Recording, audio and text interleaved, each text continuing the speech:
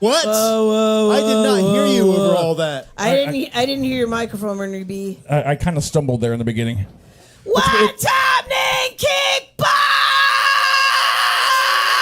You're about to witness the baddest open mic in the ATX, spoken and heard live every Sunday night at Kick Butt Coffee, Music, and Booze. That's right, this is not your average ordinary coffee shop. We do have a full bar. And behind the bar tonight, we have Rockstar, Pat, keeping you fed, caffeinated, and Buzz. but nothing shows your undying love and affection to your, hey, shut up!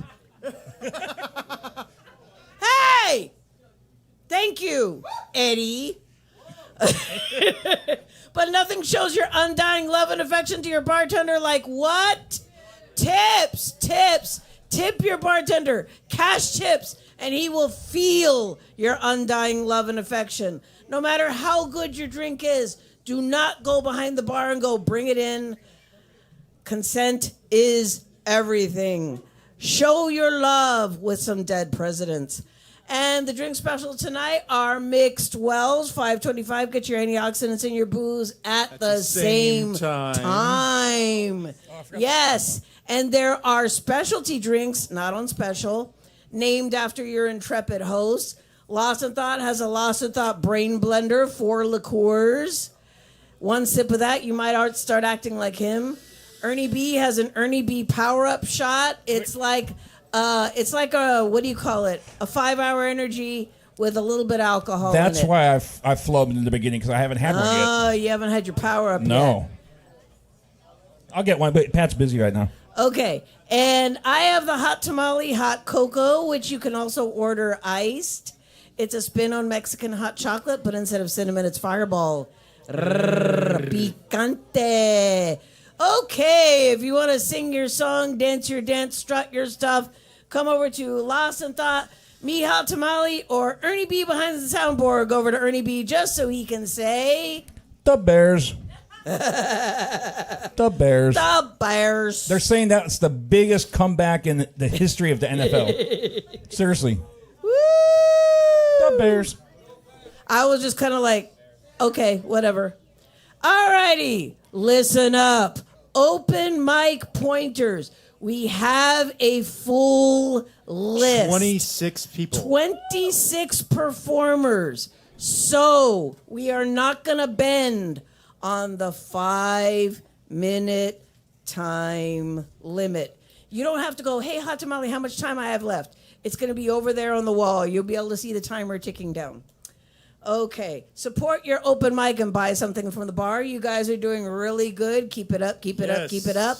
Also, get yourself one of those sandwiches. We have Adopt a Special sandwich. Ernie, how many are there? Can you see them? There's 2 jive turkeys and 1 Jackie Chan cheddar and ham. All right, come and on, free people. mustard. Okay, and tip your bartender. Lost in Thought, can you cuss? Fuck. That's a yes. Be considerate and quiet while other performers are on stage. Pimp your Or as Lost in Thought says. Oh, I'm sorry. I'm on a roll here. As Lost in Thought says. We love audience participation, even during a piece. But look around you and read the room. Read the room. Okay. Pimp your product while you are on stage. If you have a SoundCloud, let us know. If you're going on tour, let us know. This is the time to sell yourself. Let me see. If you are on the list and you are not here when your name is called, we will move on. Yes, we will. Especially with this pack list. For example, James Kerrigan going once. James Kerrigan going twice. On with the show. You're just an example, dude. Relax. Musicians come up to the stage, tuned and ready. As much as we love the tuning song, we are live. And don't make me pull your ass off the stage after your 5 minutes are up. Somebody wants to get rough. Okay, performers, you will get a flashing light at the 5-minute mark. It doesn't mean cut it off. It means wrap it up. Okay, are we ready to start? Yep. Let's do it. Let's do it. I'm not ready. Hold on. Well, I'm trying to figure out how to work this. I'm going to bring up Mr. Tom Moon and anyone else who can come up on the stage.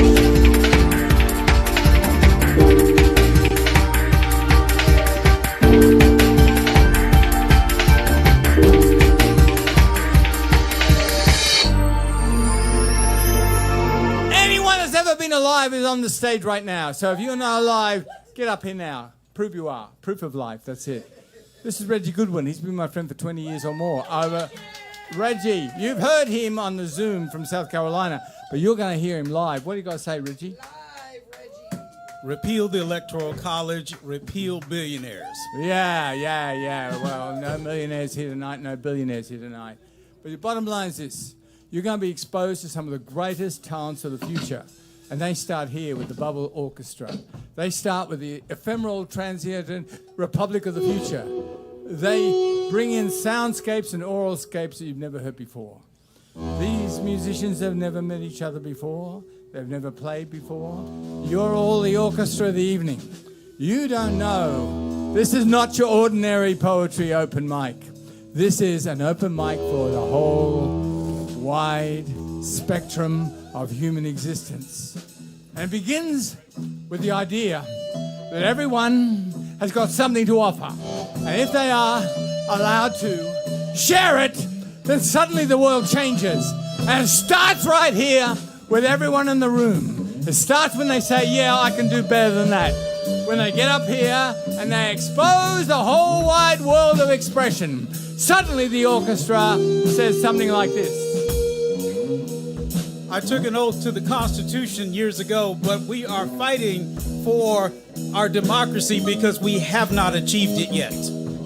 Yeah, democracy. It's when I became an American citizen, believe it or not, they said to me, welcome to America, a continuing experiment in democracy, like tonight. Freedom of speech means nothing unless you can say something on the mic tonight. Hey, it's the Reggie in the house. Yeah, Reggie's alive. Reggie,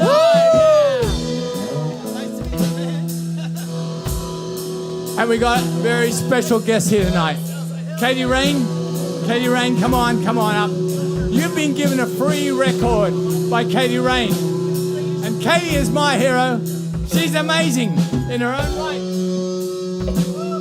She is a rainbow of free expression. Sing it.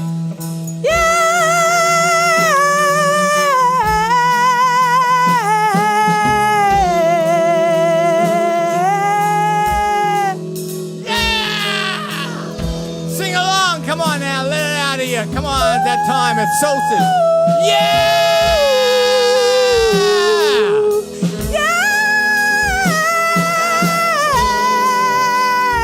Don't just sit there staring. Let it out. Come on. Yeah. Positive and affirmative. Like young Cameron here. Come on, Cameron. Suck it to him. In the news this week, it's announced that Elon Musk has reached over $700 billion, and I just thought of 700 billion ways that Elon Musk should go fuck himself. Yeah, thank you very much. Yeah, really good.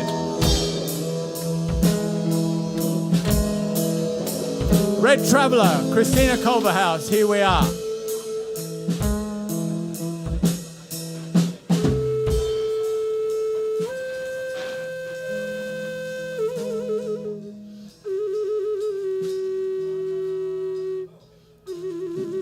Conjuring up mountains, conjuring up plains and deserts. You're out of the city now, where there's nothing but distance, nothing but miles and sky, nothing but calmness and stillness in the deeps of solstice.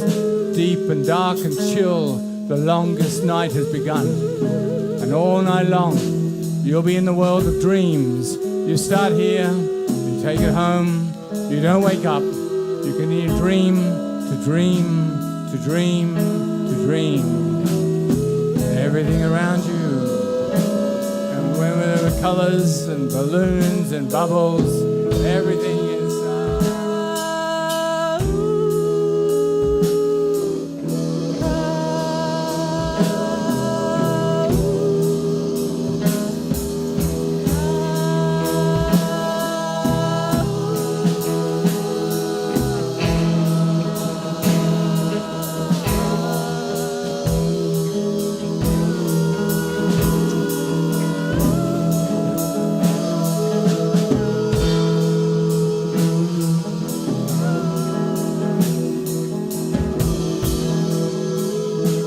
I just came from a ritual with the Green Man.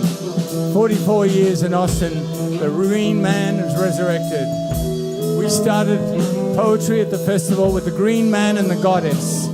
Two sexes united in love of nature and greenery. Natural life, natural life. Tonight, they did the last Green Man, which is why I was just a little bit late to be early. And tonight, the human rights people from the United Nations came round, and on your table should be the Declaration of Human Rights.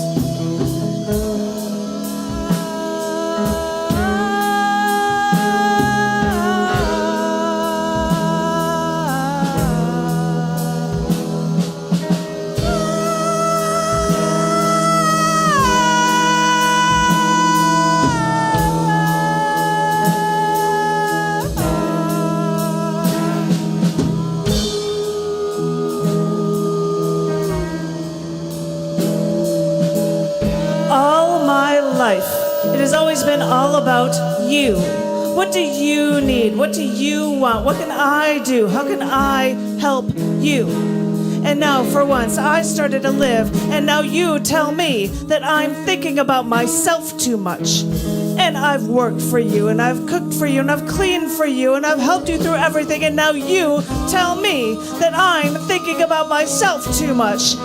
And all I can think is, you're only angry because I am thinking about me at all.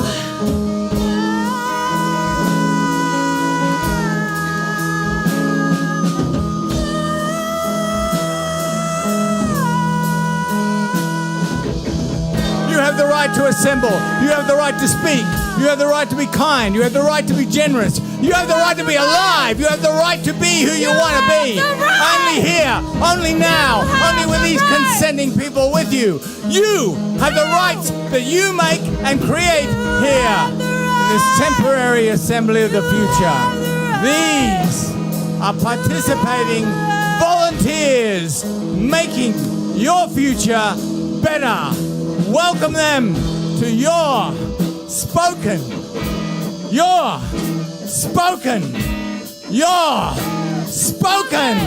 and heard.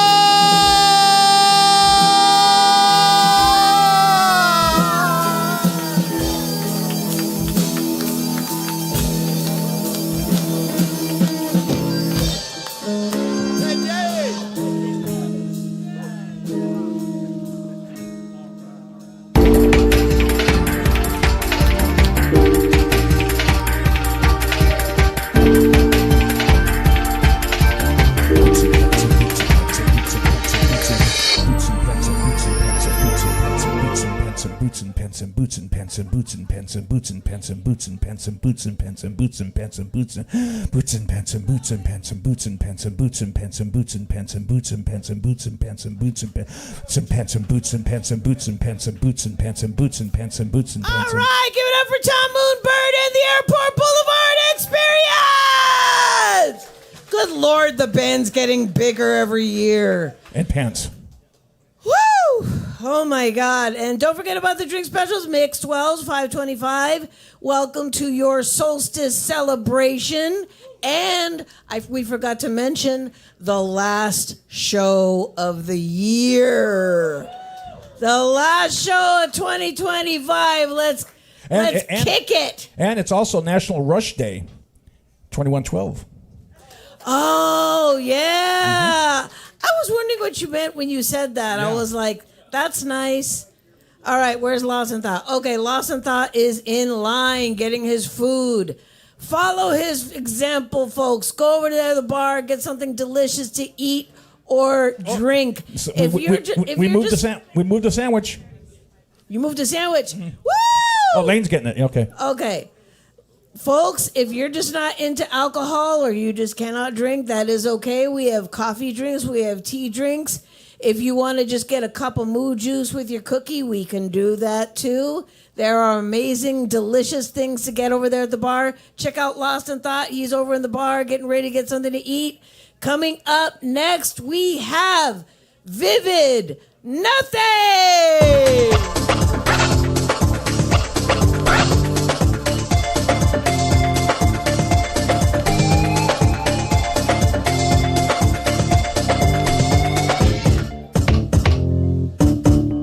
made it. We are here. The last show of the fucking year. Yeah.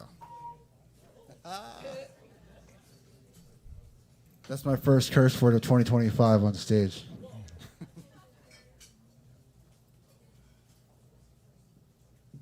Excuse me while I use the dongle.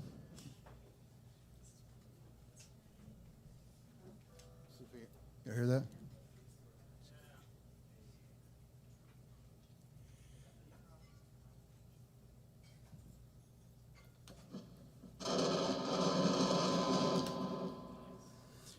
One last year, going to give it one more last wank. So here it goes. Hope you brought protection.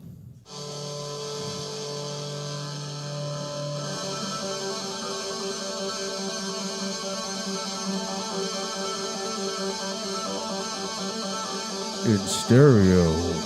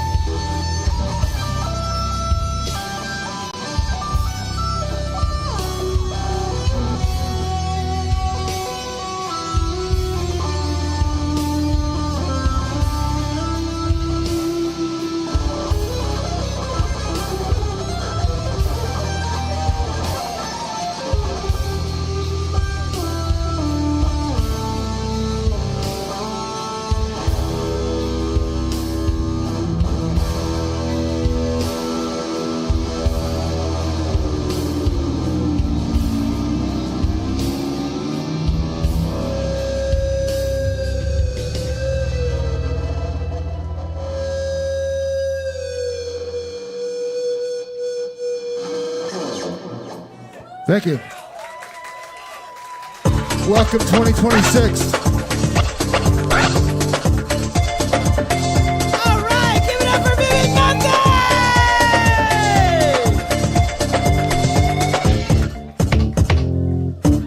Woo! Okay, the groovy sounds of Vivid Nothing. And I also forgot to tell you that Ernie B is streaming live. Okay, Ernie, you want to explain that? Because I'm never really good at it. No. Go ahead. No, you can. It's streaming live on YouTube, Facebook, and Twitch. There are people watching right now in real time. Thanks, everyone, for tuning in. But if you perform today and you want to check out your performance later, you can go back to YouTube, look up Kick Butt Coffee, and then I think you have to click on the live tab once you're there on the Kick Butt page, and you'll see all the videos there, and they're stored by date. So you can go back and share it on your page or whatever. Or you could send it. You're if you need it for an audition reel, or if you want to send it to your family. Yeah, Cowboy Scott just checked in from Twitch. He says hello. Hello. No. I think maybe he's thinking Jerry Seinfeld. Hello. All right, coming up next to the stage, we have Second Best.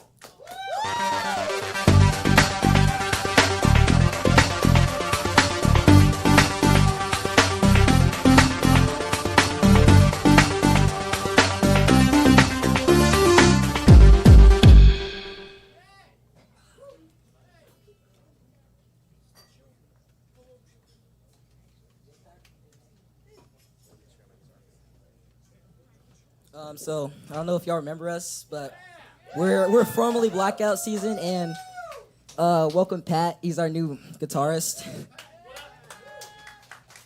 We're gonna be playing "School" and "Penny Royalty" by Nirvana.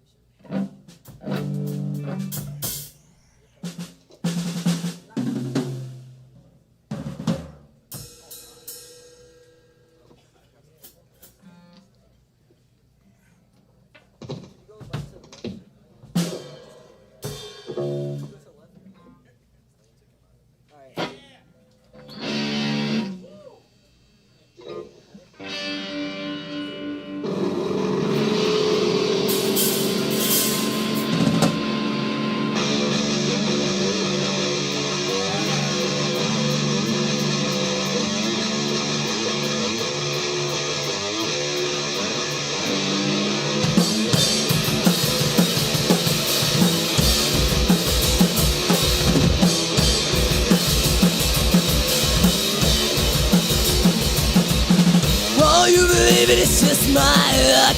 Won't you believe it, it's just my luck. Won't you believe it, it's just my luck. Won't you believe it, it's just my luck. No resale. No resale.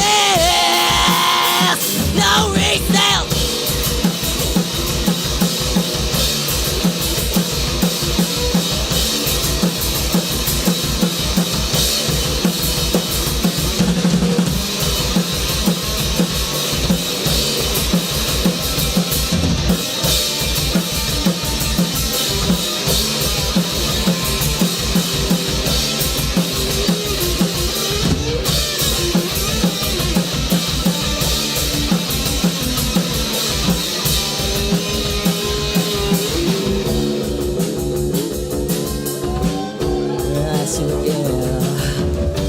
You're asking again. You're asking again. You're asking again. You're asking again. You're asking again. You're asking again. No resale. No resale. No resale. No resale. No resale! No resale! No no recess.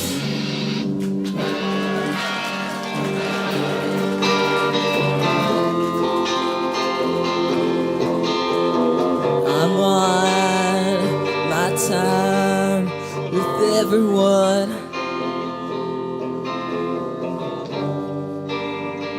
Very bad posture. Sit and drink penny oil tea.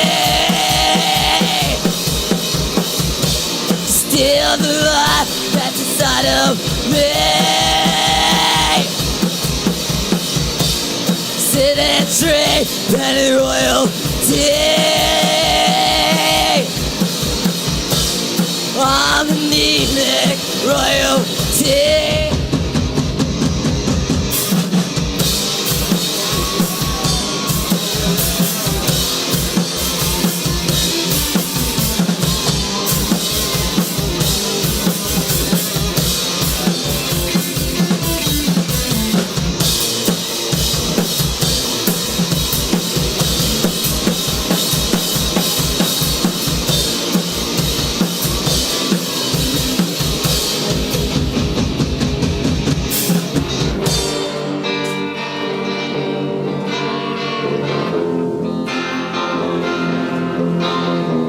I'm on more milk and laxatives. Cherry flavored antacid. Sit and drink penny oil tea. Steal the life that's inside of me. Sit and drink penny oil tea. I'm anemic royalty.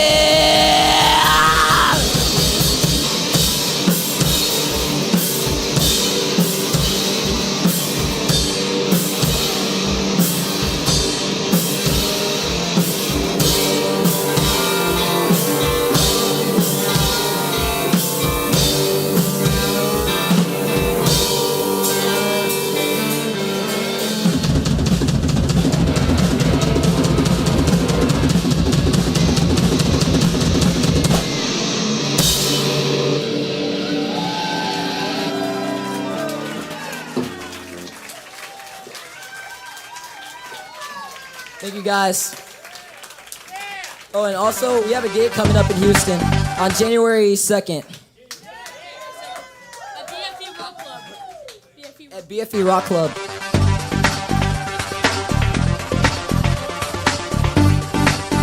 All right, give it up for Second Band! Woo! Holy shit! I was about to say, okay, we need to open up the pit right in the front, right here. That's why you even had Lost in Thought headbanging, and that's rare. Coming up next to the stage, we have the smooth sounds of The End. Woo!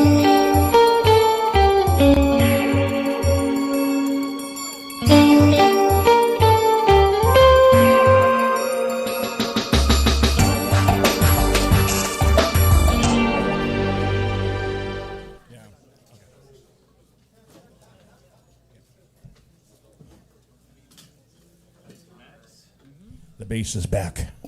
Oh, yeah. He's back.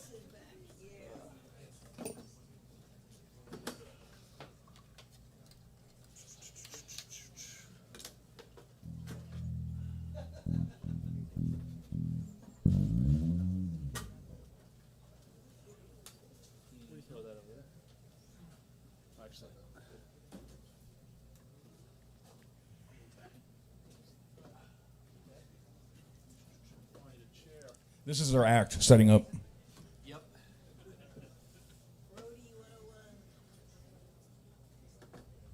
Okay, I forgot a chair. Let me get those stools. I'll take it. That would be actually. I think they make that on purpose. Thank you so much.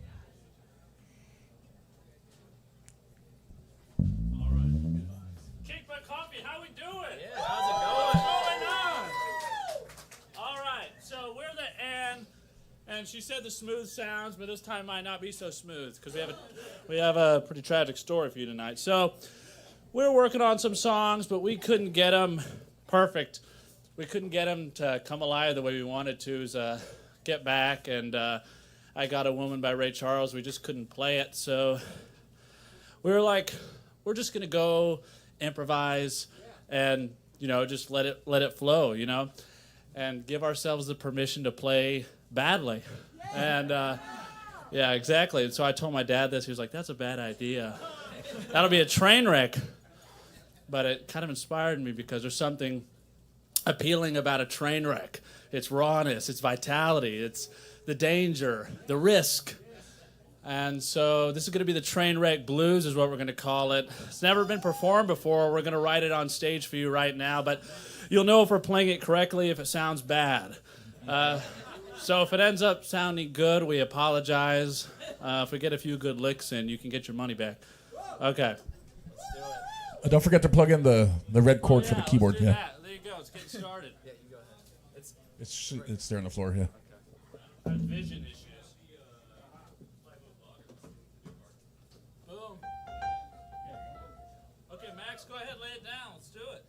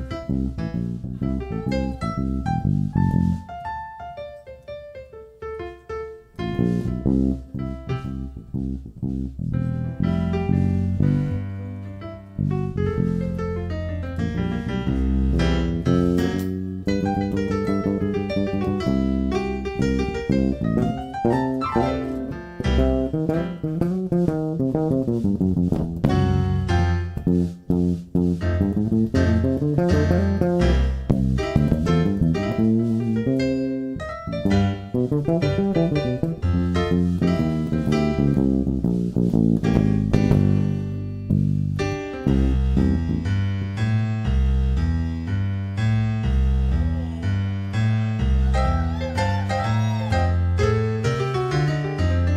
Michael, everybody.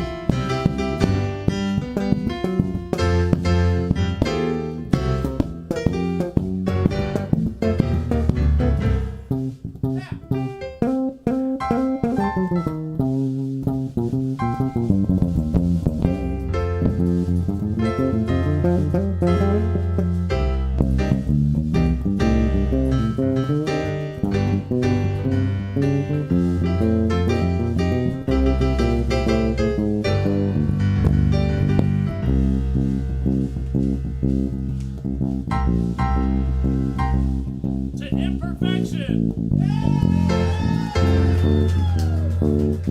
To doing your best, even when it doesn't work out. To living and being free.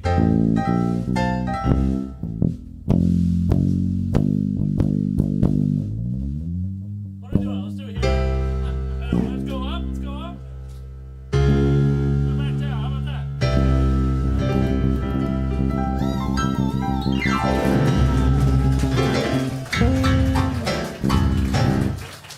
Thank you very much. Have a good night and a Merry Christmas. Thank you.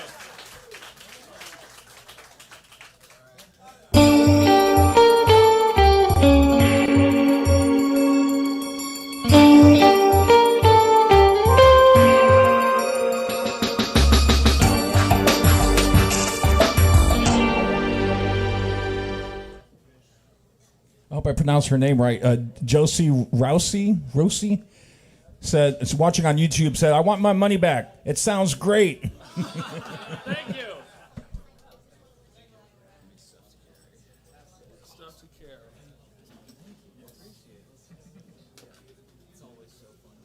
I think you all did for like trying your best. Thank you. Max, you want to get that? Yeah. You liked it? I did. Loved it. Thank you. Yes. Who loved it? It's here for the and. Oh, and Wine Gummies watching on YouTube also said, the best. Woohoo! Nice. Yes. So to introduce our next, I had to write an intro, especially since he's here in person this time. It's so glad to see him, outside of the television screen. But Yeah, we usually see him on the monitor behind the bar, yes, but not tonight. I just jotted down a quick something just now. What? I jotted out a quick something to introduce our next performer. Okay. So, his sharp tone slices up monsters and reigns supreme on the landscape that remains in the hope that we can still be the land of the free, despite the demons in charge. Let's hear it for Reggie Goodwin.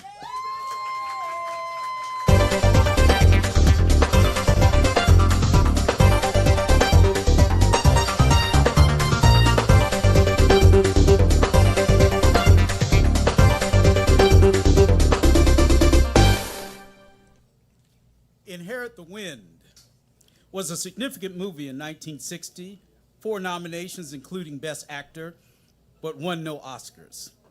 If you've never seen it, there are online streaming options. Spencer Tracy was Colonel Henry Drummond, counsel for the defense of Bertrand Cates for the sin of teaching his students Darwin's theory of evolution. For this, the town of Hillsborough threw him into prison. This was the theatrical version of the famous Scopes monkey trial. Bible-thumping politician Matthew Harrison Brady led the prosecution. He arrived to a warm welcome from the townspeople and a picnic in his honor. It was a pitched legal battle between dogma and reason, regress and progress, The Stone Age and the technology of the day, Marconi's radio. Galileo encountered such ignorance while trying to explain a heliocentric universe. Authorities who had a monopoly on what counted as truth. They are always threatened by activists, artists, comedians, poets, and scientists. Intellectual innovations always have their Luddites. Because we're not that separated from each other, as the principalities and powers would like us to think, left brain and right brain or political speak, we are all human beings with one mind and one reality. Albert Einstein did the special theory of relativity, played the violin, and chased women. Divide and conquer is as old as humanity, pitting disparate groups against each other, then gather the spoils while they pickpocket our wallets. If you can tell the lowest white man he's better than the best colored man, he won't mind you picking his pocket. Hell, give him somebody to look down on, and he'll empty his pockets for you. Lyndon Baines Johnson's observations with Bill Moyers in the Deep South. I have a question for you, Southern gentlemen. What qualified women are usurping you? What immigrants shipped your factory jobs overseas paying less than $7.25 an hour? Which LGBTQIA negatively affect your heterosexual marriages? What African Americans took your college slots when you didn't qualify or never applied? What black family at a family gathering in a public park ruined your Saturday? And for you African Americans, Asians, LGBTQIA, Somalis, and women who, like Marjorie Taylor Greene, put on the red hats and drank the Kool-Aid, how's that working for you? George Orwell said ignorance is strength. It was not for the proletariat, but for the authoritarian party, Ingsoc. Thomas Gray said ignorance is bliss in a poem called Ode on a Distant Prospect of Eton College. Your orange savior said he loves the poorly educated. How about the bliss of tariffs? How is the strength of losing family farms owned by your family for generations? How is that great again? But I didn't vote for this. Yes, you did. You chose to ignore our concerns and admonitions. You voted against your own interests. You voted for your misogyny and prejudice. Cheering the robber barons, picking your pockets. Henry Drummond. And I warn you that a wicked law like cholera destroys everyone it touches, its upholders as well as its defiers.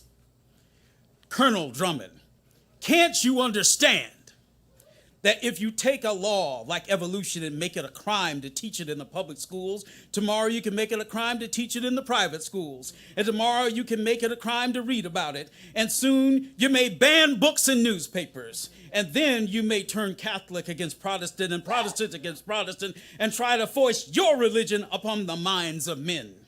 And if you can do one, you can do the other, because fanaticism and ignorance are forever busy and need feeding, and soon, Your Honor, with banners flying and with drums beating, we'll be marching backward through the glorious ages of the 16th century when bigots burned the man or woman who dared bring enlightenment and intelligence to the human mind.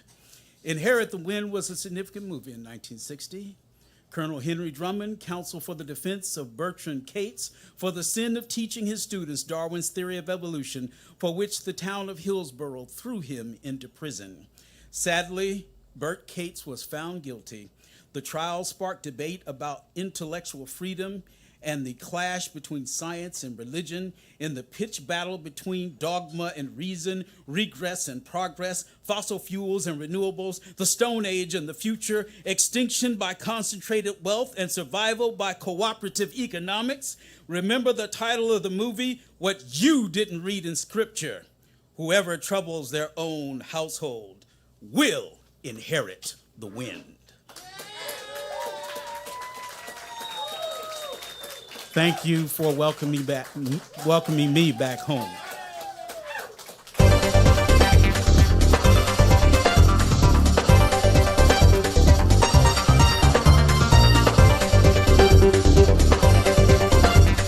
All right, give it up for the doctor himself, Dr. Reggie Goodwin. Woo! Live person. In the flesh. In the flesh. I'm so used to seeing his old Navy picture up there. I know, because see, ever since they did away with Yahoo Messenger, Can't see we faces. can't. I have to use Microsoft Teams, and Teams has a security thing on there that doesn't let me project the video unless I pay for the subscription. So, Okay, I just wanted to give a quick or shout. Skype. I'm sorry, Skype.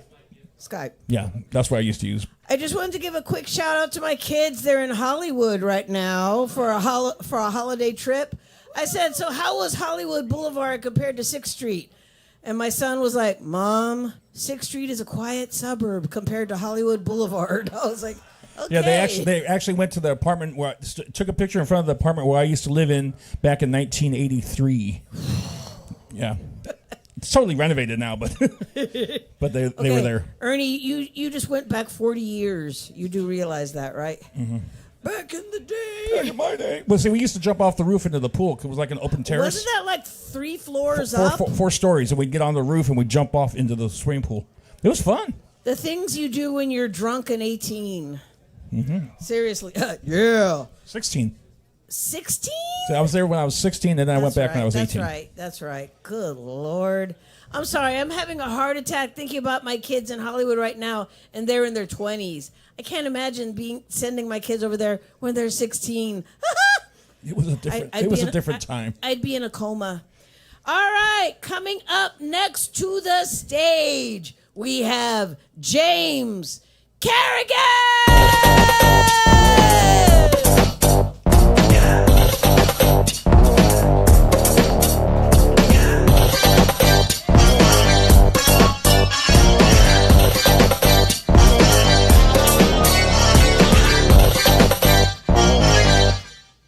Thank you for that, for the song.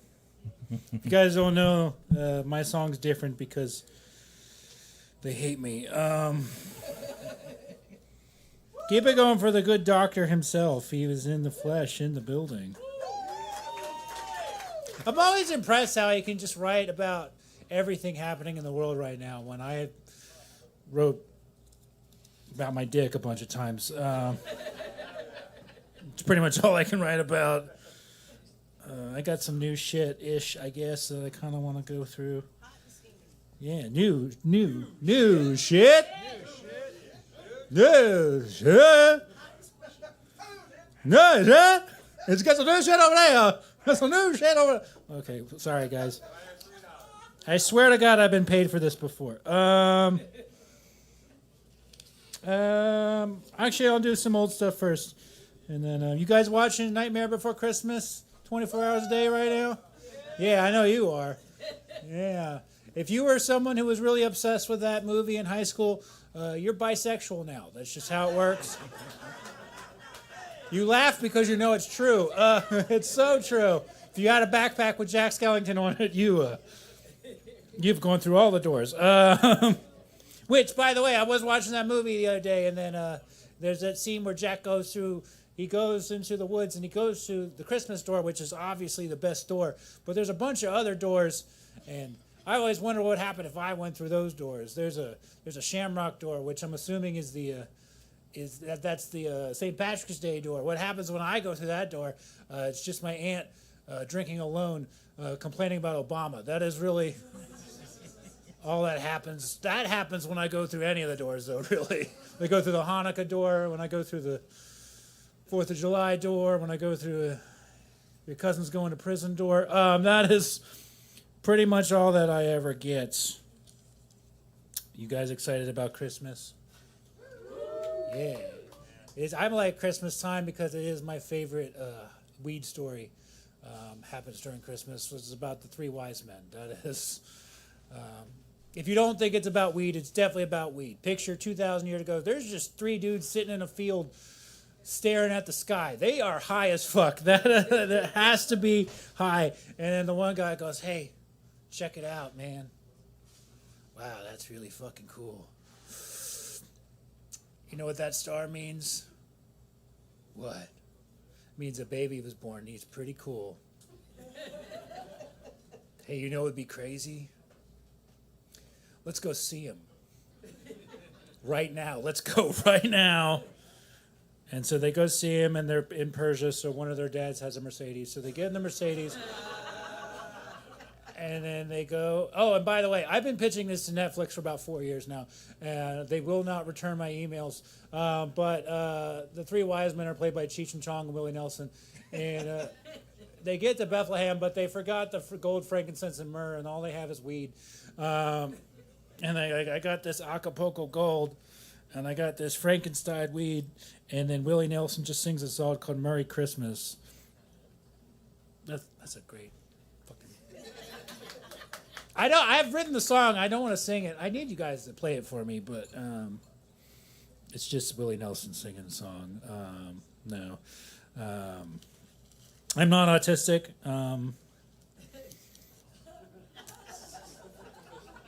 I need people to know that because, like, people throw that word around all the time now, and it really pisses me off. The other day, a friend of mine, he comes up to me and he was like, "Man, I really want to fuck that girl." And I just go, "Who, her?" And I point. He's like, "You're not supposed to point. That's rude. Don't be autistic like that." And I was like, "Listen, man, I'm not autistic. I just don't give a shit. I can fight everyone in this room. I don't care." But I'm not autistic because I got tested for it, and I didn't pass. I do remember that test. There was a lady, she had the biggest boobs I've ever seen in my life. And I don't remember what was on the test, but I remembered I did like what I saw. And then they were like, "Mr. and Mrs. Kerrigan, your son has trouble concentrating. He has ADHD."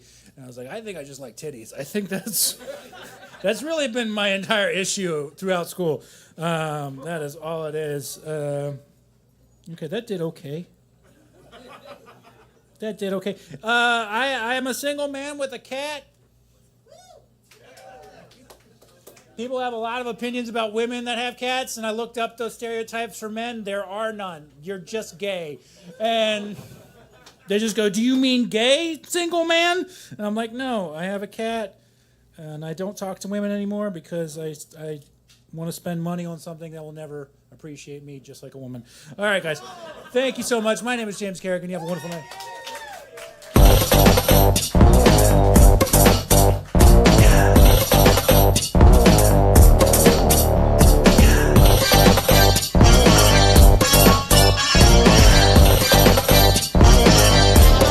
Let's hear it for James Kerrigan. Yeah, he actually took my advice and started from the back of the room because that song is kind of long and he's already up there and he has to wait for it to finish. This time he walked from back here and it kind of timed out better. Oh, yeah. Right? I thought he was back here like, ready, set, go. Well, actually, I was going to do going once, going twice. Already? Yes. I'm sure he's here somewhere. Maybe I'm just not seeing There's him. a lot He's of not- people here. He's not next, but he's soon. Where are you, JJ? Oh, there you are. Okay. Okay. Wow. Man. I am kind of autistic, can you tell? All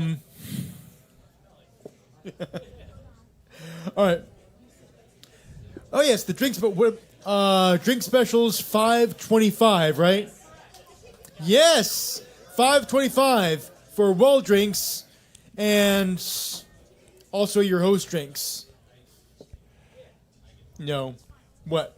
You can just lay the drum mics on the floor. Well, you're asking the awkward guy to describe a drink. Okay, so like, what is it? Right now we're eating time. What Lost in Thought has like 54 liqueurs? What? No, 4 liqueurs. There we go. Yeah, I finally got my power up.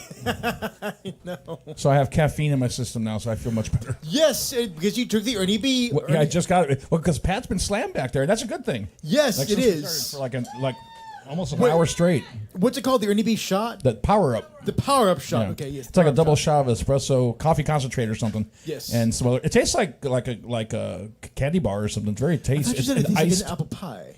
No, like a candy bar or something sweet. But it has a lot of caffeine in it, and don't drink one after 10 p.m. because you will be up till the next day. And of course, there's the hot tamale hot cocoa, which you can have iced. I think you can have it hot tonight, kind of. Kind of. Yeah, you know. Are you still eating up time? Oh yeah, we are. Okay. Wow, I'm the person that's up here when this happens. This is going to be interesting. So, What are we? Are you stalling? Are you trying to stall? well, I make stalling into an art form. No, you didn't. You know.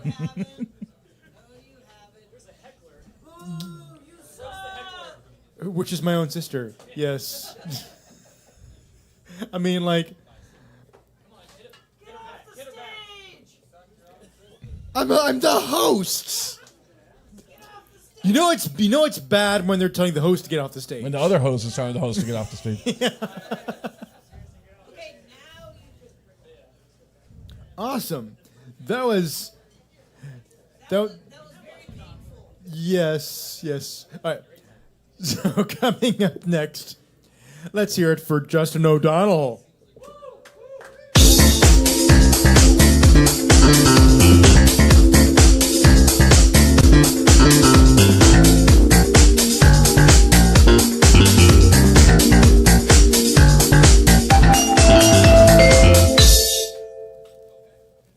Hey, give it up for yourselves.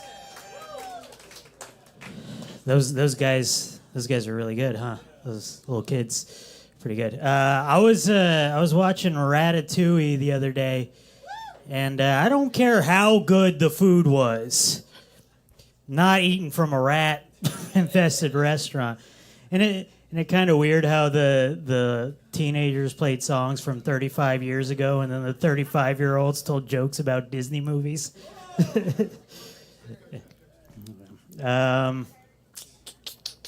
I've been thinking a lot about apples lately. You know about these things? Apples, little fruits, grow from a tree, red. Not always red though. Don't make that mistake. Sometimes I said I was at a party and we were talking about apples. I was like, yeah, I know apples are red. And then they were like, actually, sometimes they're green and they're yellow. And they really embarrassed me, pointed me out. They pulled my pants down in front of everybody. It's the worst.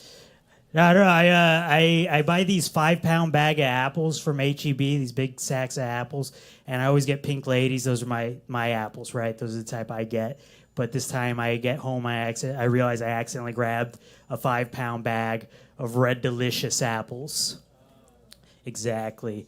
If you don't know about Red Delicious apples, they suck. They're the worst fucking apples ever. Whenever somebody says, "Oh yeah, Red Delicious," you're half right. They are red. They're really bad. Someone once told me, well, actually, did you know that Red Delicious apples didn't used to always be bad? They just bred them for looks and for longevity. And I said, wow, that's really interesting. Did you know I never really liked you? So I got a 5-pound bag of apples, of Red Delicious apples. By the way, if you this is the only way I can describe how bad Red Delicious apples are. If you bite into a Red Delicious apple and you bite into a worm, the worm is the best part of the apple. So I got this 5-pound bag of apples sitting on my counter, and it's been weeks.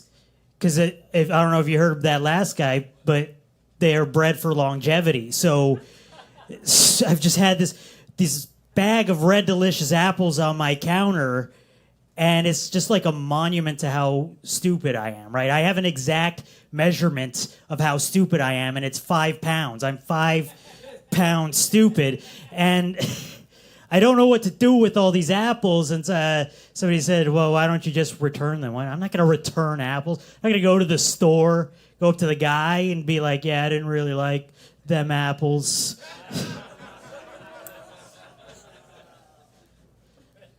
Somebody else told me, like, well, you could always make a pie out of them. And I said, what the fuck did you just say to me? You told me to make a pie. I don't know. Who makes a pie? How do you make a pie? I don't know how to make a pie. I know how to make applesauce. You get a 5-pound bag of Red Delicious apples, and I beat you to death with it. Add cinnamon. Yeah, that might be it for apples. I'm a bartender. I work in the service industry. Anybody else here work in the service industry? Yeah, it's I don't really like it. There's a couple things I don't like about it. The number one thing for sure is the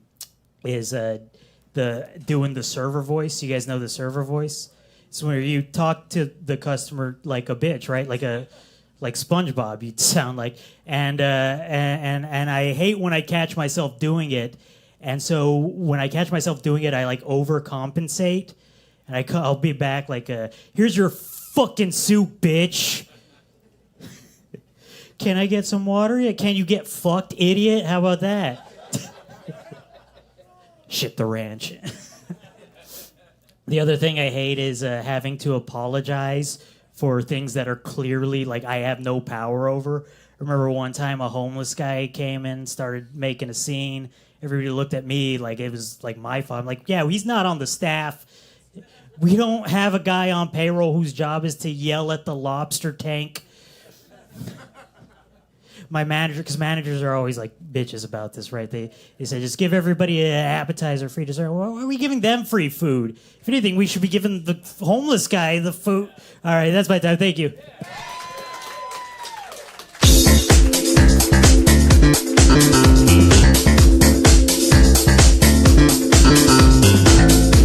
I have that channel muted.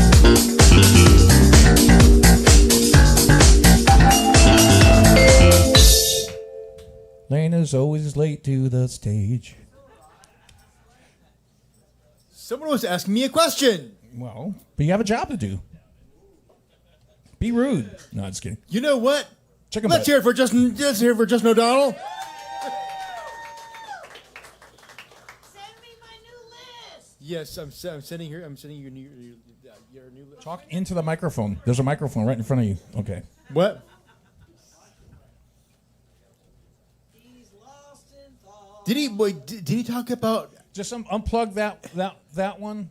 What? No, the other mic's down. The other mic. The other mic. And unplug it, and then the other cord is over here. I was going to go up there and do it, but you're already doing it. And just take that mic and put it in front of your amp. It's Yeah, very put- difficult for me to focus sometimes. And then there's a cord on that side. laying especially there. when Ernie's like something shiny. What? Well, he's up there doing it, so I'm just coaching him. That way I don't have to get up. I'm comfortable. Exactly. You know. Cool. Okay, so coming up next. Ooh, yes. Let's hear it for Lucas Mangold.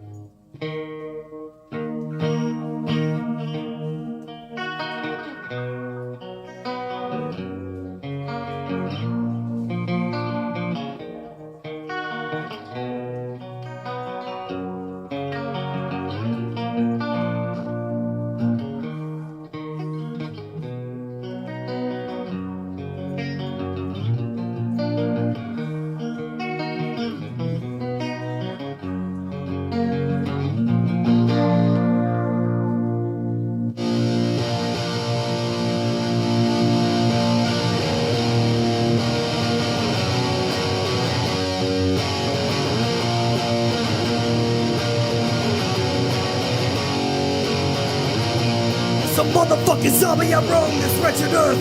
All the self-destruction, goddamn, it fucking hurts. Who is the one who doomed me with this curse? Who will be the next in the back of the hearse? Another one down, another fucking frown. It's time to keep my head up when all this hell brings me down.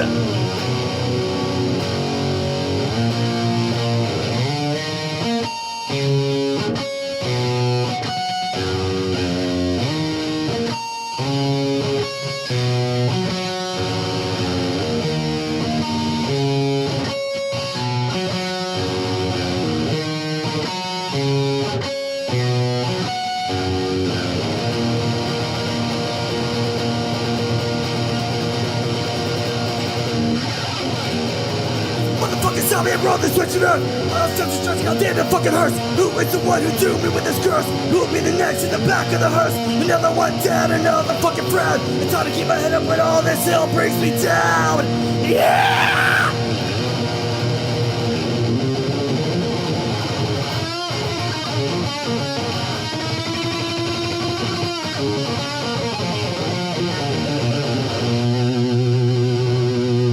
That was a horrible fucking scream, but whatever.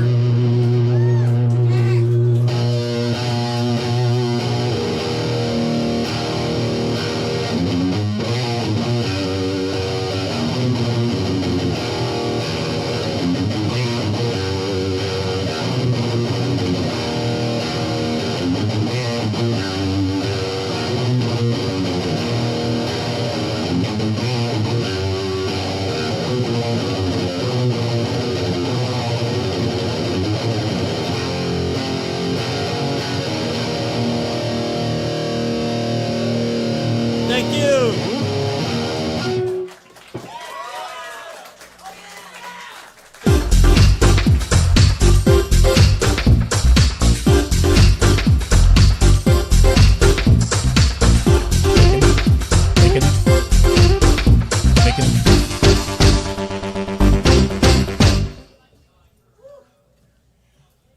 All right, give it up for Lucas Mango. Woo! Whew, I just got dizzy there. Whew. Don't forget about the drink specials, folks. Mixed Wells, $5.25. Ernie B, how many sandwiches are there? There's just one sandwich left. One sandwich left. Come on, people. It's a jive turkey. Grab it. Grab it. Don't go over to the mass-produced burgers. Go get yourself a delicious kick butt sandwich. With Coming pump- up. Oh. What? Did somebody just buy it? Thank you. Are they think reaching it's- for yep. it? He He's got bought it. it! Woo! All right. Okay, and if I didn't already say it, give it up for Lucas Mango! He's taking a lap with the sandwich.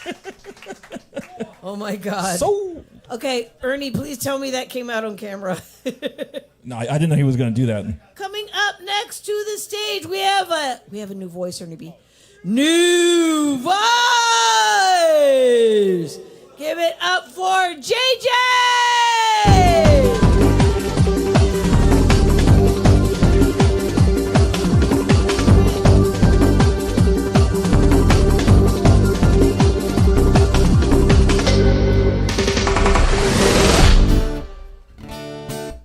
Hello, my name's JJ, and I wrote this new song, and I'm recording it at Highland because I'm an audio engineer, or I'm studying to be an audio engineer. Yeah, this song's called Fade In, so hope you like it.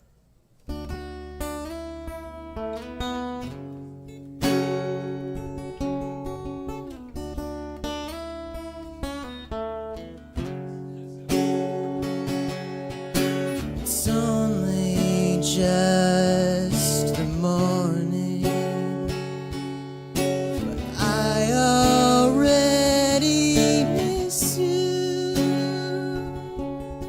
This feeling exists as a warning. The times you could fade away. How I feel when you're not with me.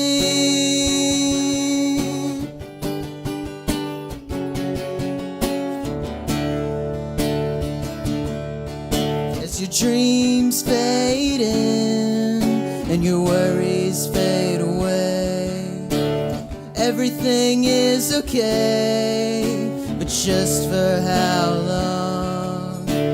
Maybe just until the song ends. Oh.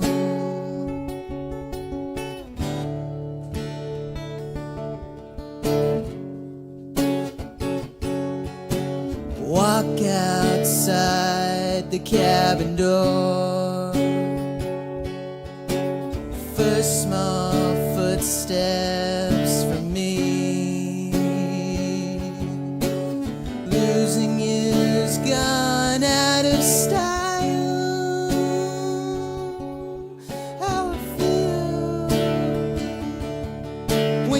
wrapped around my neck. And you know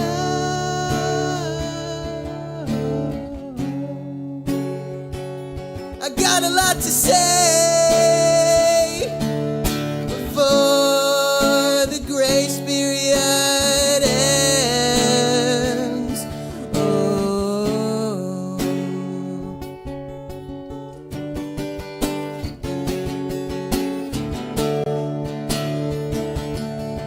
'cause your dreams fade in and your worries fade away. Everything is okay, but just for how long? Maybe just until the song ends.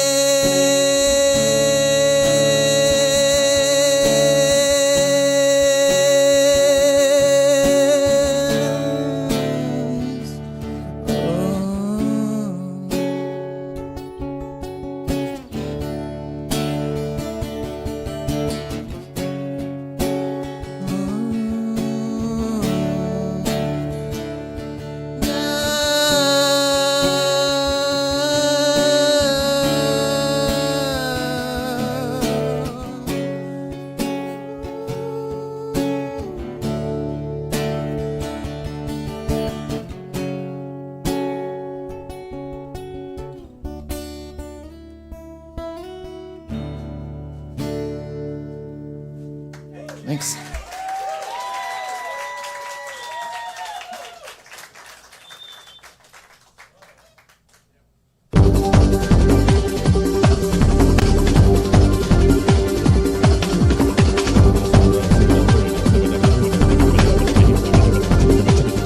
All right, give it up for JJ! Woo! New voice! Where'd Lost in Thought go? You know what I want to hear? I want to hear Rubber Biscuit What? by the Blues Brothers. Rubber Biscuit? Remember that one?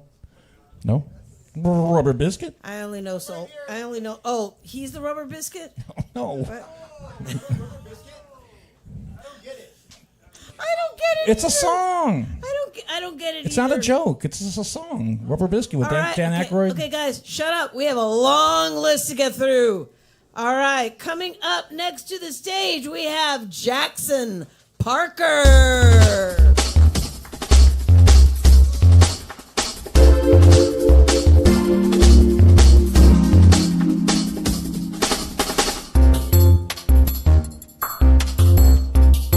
Hello.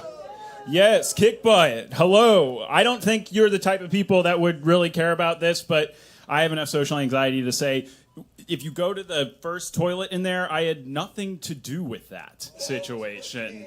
Yes, sorry. No music from me tonight, all comedy. I will be drinking 5 beers and singing Your Body is a Wonderland to myself, shirtless, in my bathroom mirror around like 11 o'clock tonight if you want to see that. You ever see somebody whose nose just looks like a big old messed up strawberry? It's like tumorous, misshapen, covered in little dots, red. It's always the person telling you, hey, you're going 60 and a 30. You're lucky I don't slice that up and put you in my foyer. 0%, I can catch you. Wait, sorry, my phone's ringing. That's my DoorDash driver. Yeah, tell him I want a burrito scene frijoles. They know what that means. Brand spanking new. That one. What else have we got? Okay, well, you know, you should learn some things about me. I believe in the teachings of Christ. Feed the hungry. Bless the sneezing. Give head to the dying. And stay away from the devil. It's short for the evil. Don't be stupid. He'll get you. Another thing about me you can know, I've been doing every open mic in town, and I'm only a couple away from doing all of them in this city this year. It's been really fun. I've met some really awesome people. The performers you meet at these things are awesome. Just tonight, I met someone and she told me hey, I'm going to play ukulele, but I only can do one song, and I'm worried everyone's not going to know. I can play kazoo. That's awesome. You also see a lot of cool people at these shows. You get to perform in a lot of strange places. I did one set at a hall where everyone's playing Magic the Gathering. Like a bunch of kids are just playing card games. Oh, so let's do a fly check. We're good. The shirt's long enough. The thought occurred to me. I need to do something about it, but we're in good shape here. Elf in it. I was doing an open mic at a place where a bunch of kids are doing Magic the Gathering, and I was made direct eye contact with this one kid that just looked identical to a 12-year-old Johnny Greenwood, the guitarist from Radiohead. And I was like, ice is to water as cereal is to milk. And he looked me dead in the eyes and went, it stung. It just did. Other things you should know that might make you like me more, I'm expecting a child. That wins people over for a second. You want them to not be an iPad kid. I have the power. I want to be an engaged father. It's kind of anxiety inducing to sometimes talk about it with other open mic comedians because generally they were not expecting to have a kid. I was. And when you're expecting to have a kid, your wife, the girl, knows way earlier than any doctor, any P test could ever tell you. We did the thing. And then the next day, she walks in and she's like, I have your son. I saw it in a dream. Just had a Game of Thrones, Game of Thrones, Game of Thrones situation, Dark Academia shit. She just knew. And you don't even question it when it's your wife telling you this. She's like, I saw it in a dream. Is this me? Yeah, to make sure it's plugged in all the way it gets loose sometimes. Whoops. You just follow your knees and you're like, yes! And she's like, I saw it in a dream. He was taking a golf cart to school with all of his friends. So now I have to figure out how to live in the fucking white neighborhood. Good thing I already do. I have gross jokes and I have cute jokes about having a kid on the way. Gross or cute? I cannot wait to eat that placenta. You asked. My wife cannot believe how ready I am to ETP, eat that placenta. It is the only opportunity you have to eat something that has the same DNA as your child and your kid. I'm lucky. I have a father. He's giving me advice at this time. That's rare. Not all of my peeps with kids are in the same situation. But it's not actually all that great. Because I was like, he never has given me advice for anything. And he was like, but I want to give you advice about this. So I perked up. And then he said, but don't take it the wrong way. When that kid's first born, your wife's going to love him. She's going to put him in your hands. And you're going to look down and think, I feel no connection to that thing whatsoever. I do not have a punchline. I just wanted to share. Thanks so much, y'all. This is a great place. Y'all are very talented. Break a leg.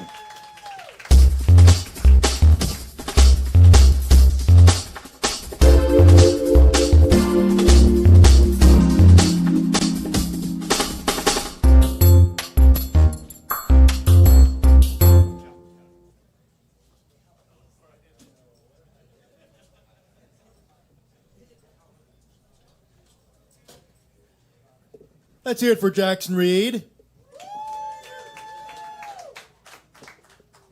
Oh, and this is a point, I promise.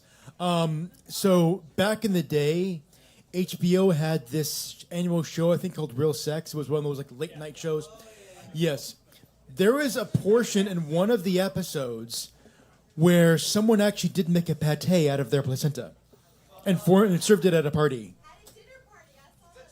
Did you?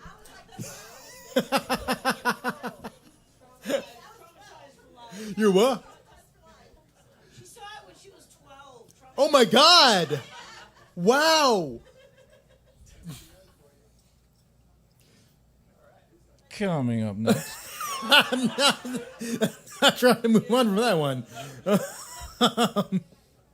Okay, new voice. New voice. Let's hear it for JP Madison.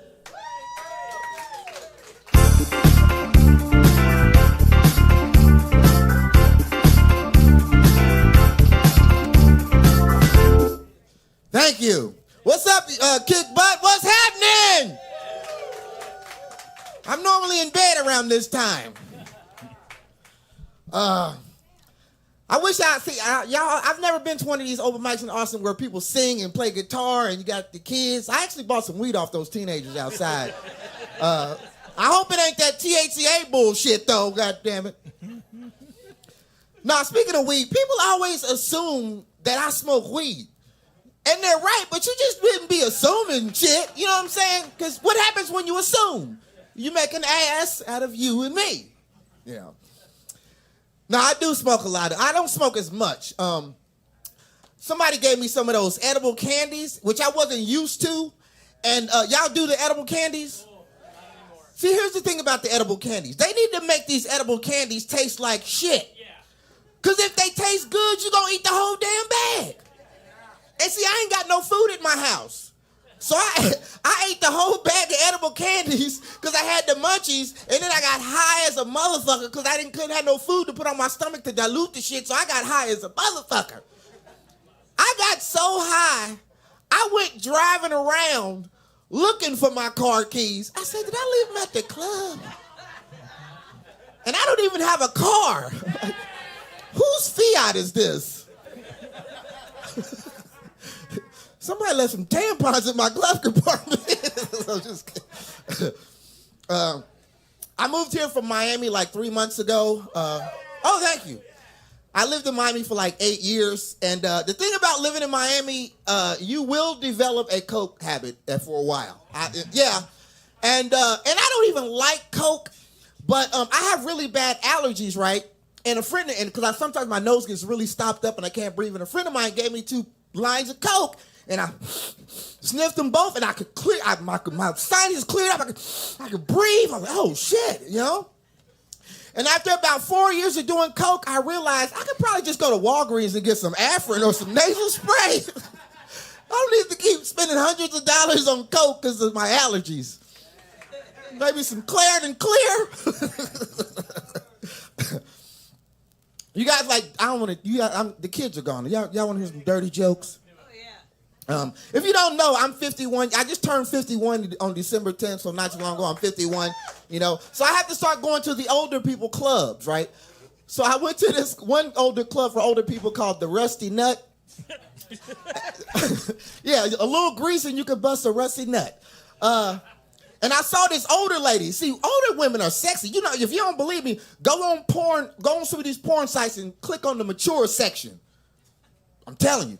So I saw this older lady. She was real sexy, right? So we got to talking. Everything's going good, right? So she looks at me. She goes, hey, do you want to come back to my place and I'll give you a gummy worm? I said, I don't want no gummy worm. I don't want no candy. She goes, no, a gummy worm. I said, what's a gummy worm? She said, that's a blowjob with my teeth out.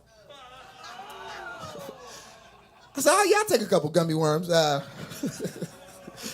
It kind of tickled, though. You know what I'm saying? I mean, she still had one tooth left in the back that... You should take that out, be a lot smoother.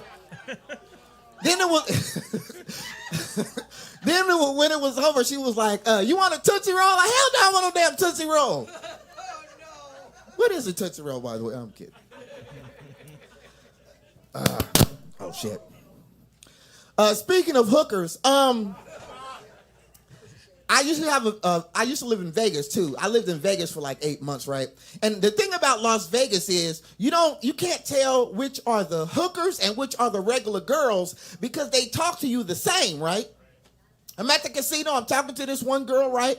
And we're having a good time, we're drinking, we're getting drunk, and she's like, hey, you want to come back to my place? I'm like, hell yeah. So we go back to her place. I'm like, oh, I'm about to tear this ass up, shit. Right, so she starts taking off all her clothes, right, down to a pink penny and bra set from Victoria's Secret. Then she looks at me and she goes, that's going to be $200. I go, excuse me, sugar? Hold on. No, I ain't paying for no pussy now. I thought we were having a good time. I ain't paying for no pussy. And she was very diplomatic about it. She was like, okay, that's no problem. How about I give you some pussy for free and you give me $200 for this toaster? I said, deal. That toaster didn't even work. Burnt my toast. I went back a week later. You ain't gonna believe how much she charged me for that blender.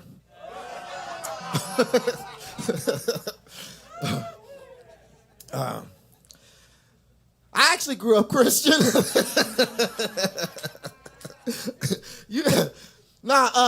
Have you guys know what the Shroud of Turin is? Okay, for those that don't know, it's that cloth where Jesus resurrected and the light from it imprinted, Jesus' imprint on the cloth, and he's all like this, right? And there's that people are saying now that they have information that cloth might be authentic, right?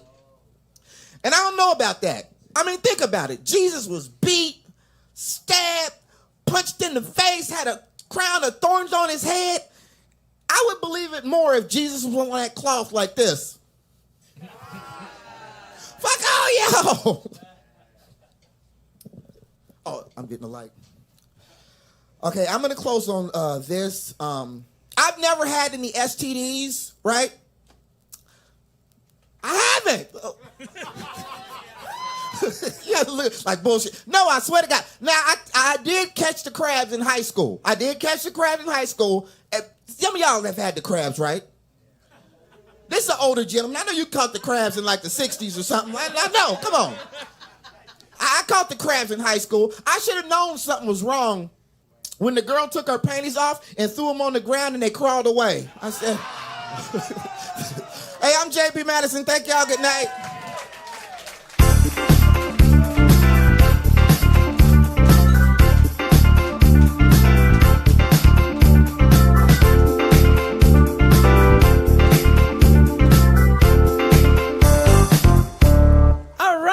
For JP Madison! Woo! You want to make sure that mic is plugged, the cable's plugged in, seated well. Sometimes it gets loose and it cracks like that. All right, well, you say something now. Oh! See? Just make sure it's plugged in really good. Is it? Well, don't do that. It's plugged. Okay, well. It's plugged. I guess if for whoever else goes on from this point, grab the other mic. I think the other one's fine. Or if you're going to take it off the stand, use that one that you're using now. Yeah. Or else. Don't forget about that was a threat from your sound engineer. Nah, just kidding. But thanks to Ernie B for keeping us looking good and sounding good. Give it up for Ernie B, the sound engineer. If you appreciate your sound engineer, he's got a QR code on the back of his monitor. Give me money. He's a little whore. Give him money. Give me lots of money. No shame. And don't forget about the drink specials. Mixed Wells, $5.25. Or as Ernie B likes to say, buy, purchase, consume, enjoy. Wow. This is cool because honestly, earlier I was having to tell everyone to shut up. Now everybody's listening. Yay. All right. I wasn't paying attention. I'm sorry. What? Nothing. Coming up. Stop it! Thank you. Coming up next to the stage, we have Mahoney.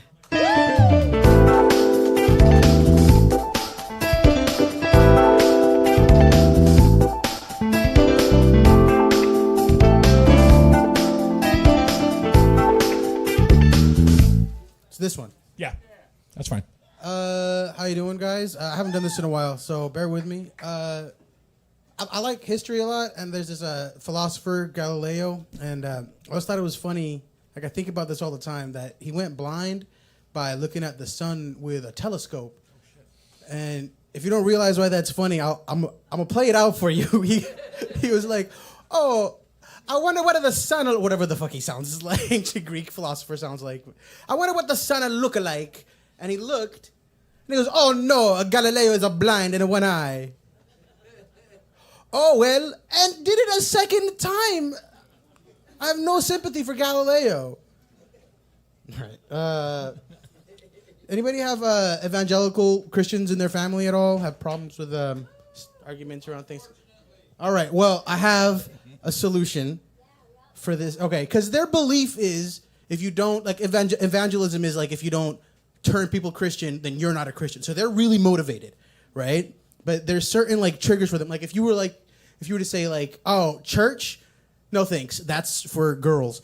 They hate that shit. They hate it because there's nothing Christianity hates more than a girl. Like there's their whole belief system. The first story in the Bible is like the moral of it is that the world will be better without women, which is gay as fuck. Like that's Like, okay. That was an ally joke. I'm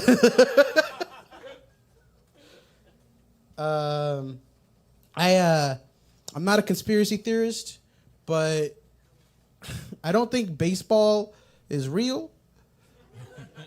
It's a made-up sport with no like. There's three types of people in the world. It's people like me who don't even engage, and then there's people who just know that they know the rules to baseball, which don't exist. Oh, Tahagi caught a pop fly. Shut the fuck up. You sound crazy. Yeah, that's the whole bit. I get arrested a lot. That sounds tough. I'm not. I just don't know like how to act. I live in Georgetown, which is the first time I got arrested, the cop goes, "Sir, is there any weed in the car?" And I went, "Yes," and pointed at it. Like I was like, "It'll be fine. You'll help me. You're here to help me." And immediately, I remember, because if you're going for a possession charge, you have to like do a strip search. And I remember I was like naked, and the cop goes, "Sir, pull back your foreskin." And I didn't have one of the, I forgot a key detail. It's very cold in that room. I didn't have a foreskin at the time, and currently, I never had a foreskin. I assume. I never met him. And then I looked down, and I guess it was just so cold that I had a foreskin that day. It's very embarrassing. I don't know why you put me on the spot like that. Fuck you. How much weed could you think I could fucking hide in there? Who likes weed that much that they're walking around like, "Hey guys, I ran out of weed, but I keep it reserved," like this. All right, this was fun. Thanks, guys. That's all I'm gonna do.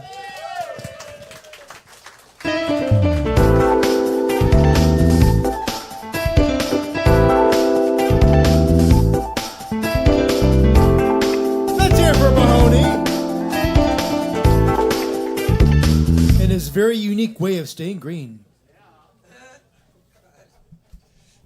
I never met a foreskin. It was like that. I never saw a purple cow. I never saw a foreskin. I never had a foreskin. I haven't met him yet. I don't get that. I mean, you know what? Think about it after you bring up the next one. All right, you know what? Check him out. Okay. Coming up next. Let's hear it for Sam.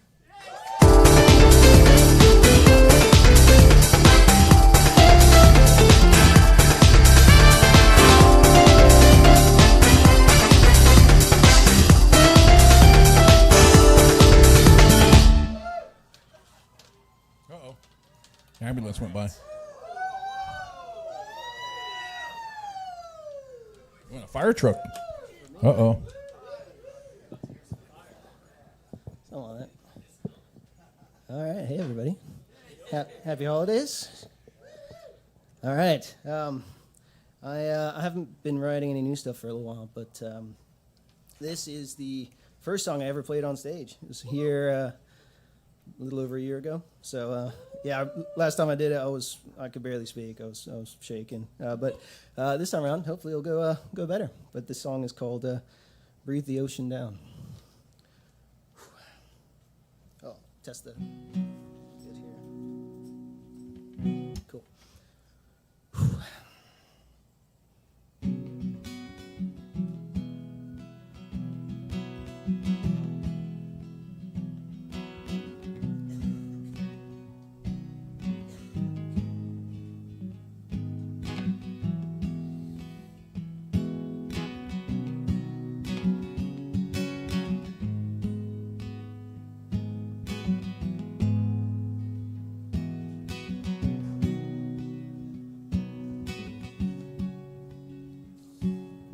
Was I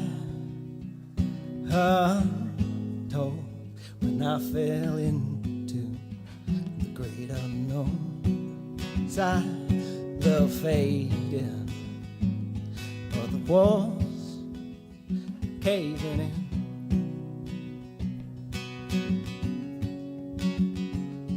Was it blaspheme to atone so near the end when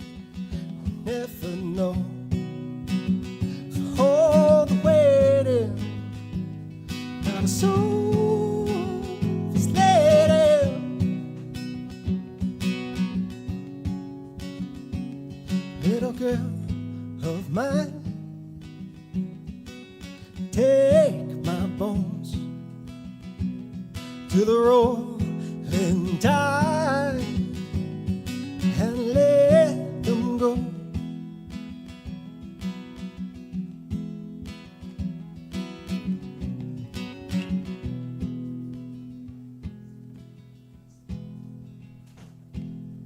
Come back once more.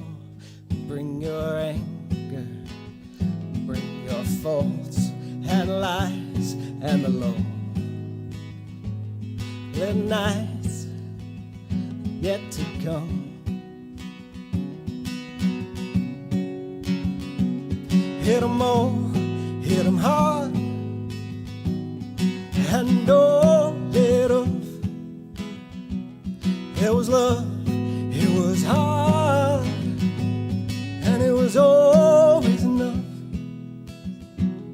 In the raging tides, just breathe ocean out.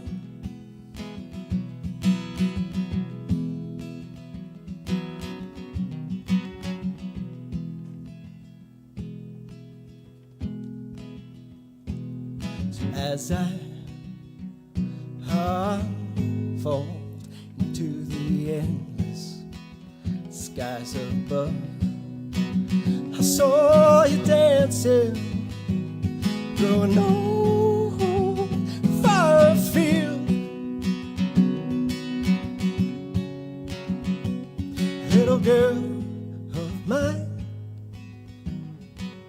close your eyes for a moment in time, and it's all right. In the raging tides, just breathe ocean down. It was all right. Just breathe ocean down. It was all right. Just breathe ocean down. It was all right. Just breathe ocean down.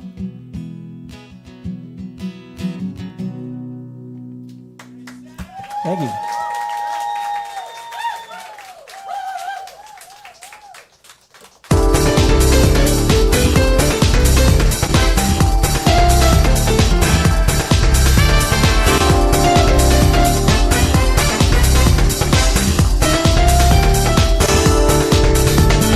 All right, give it up for Sam.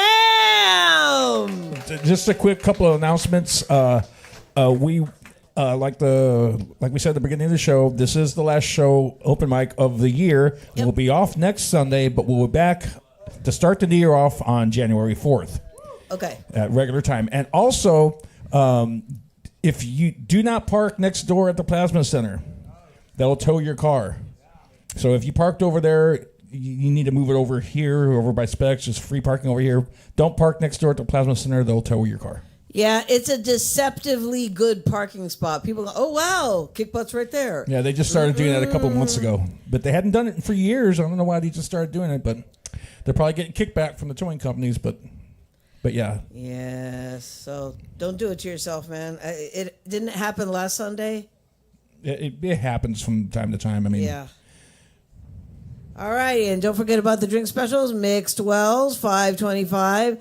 There's also coffee, tea, and hot cocoa. it's free mustard. French's. He never has to. He can never let the mustard go. Coming up next to the stage, we have Luke Aaron.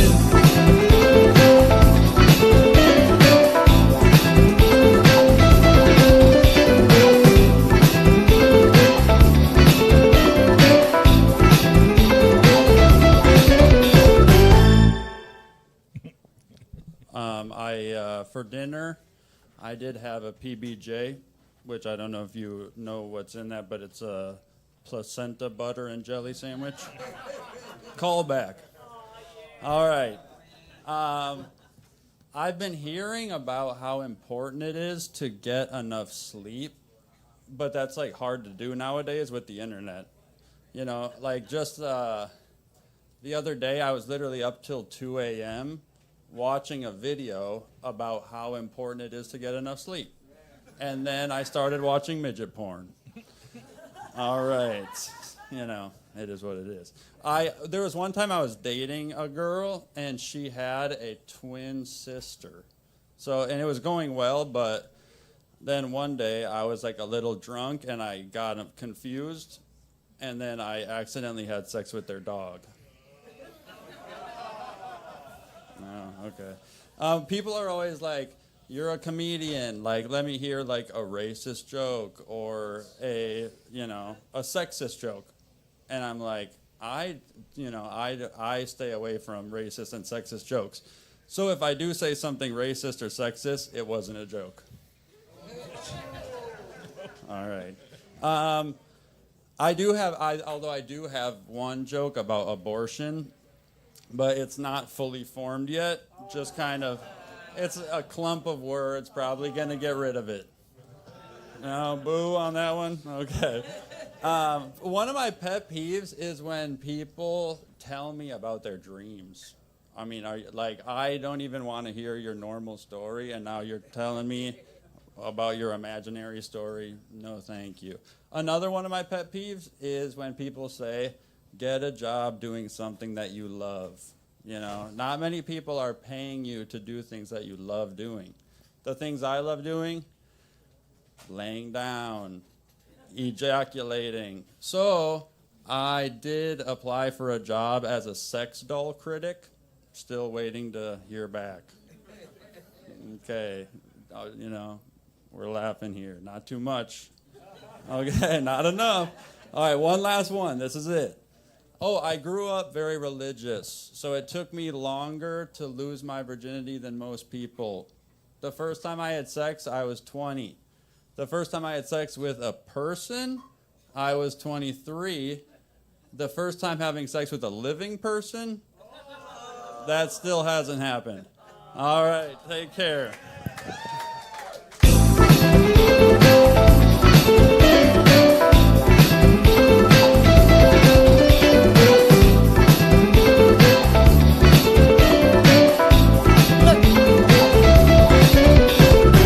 Let's hear it for Luke Aaron. Kind of curious what the story is behind that, but yeah. My snare drum ain't working today. There was like perfect opportunities there for a rim shot, but my dongle doesn't work. I just ordered some new ones last night, but the dongle doesn't work. So, thank you, sir. So sad. Yeah, I'm sorry. This little $15 dongle, and you know what? Apple's going to do away with the whole dongle thing. They're going to bring back the little 1/8-inch plug that works all along. You know? Yeah. Yeah. I hate dongles. Coming up next. We have a new voice. Oh. New voice. Let's hear it for Heather Cape.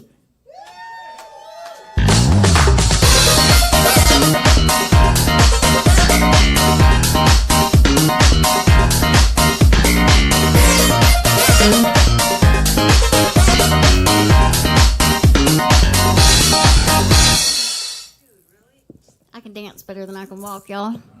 I'm not here for comedy tonight, though. This is my first time in Austin. I'm really excited to be here. I think this will be pretty good here. This song is an original. It's called "Let Them." If you've ever read the book, "The Let Them Theory" by Mel Robbins, anybody?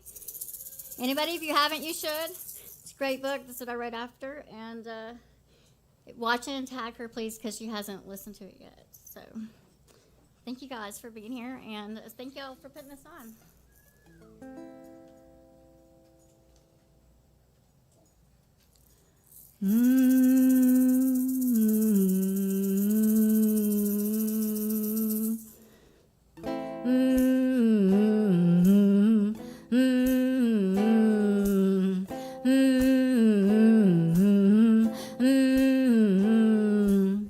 They can do whatever they want to do. Step back, it's not in your right to choose. Say, hey, yourself some energy. Get clarity and let them. They can think whatever they want to think. They might be the villain or the saint. Maybe seek some purity. and they're free, and let them, and let them, So, you think they're doing it wrong? Please take a breath and listen to the song. Change how you feel inside. Let them be them and free your mind. Gonna get a hey, amen. Hey, amen. Hey, amen. Hey, amen.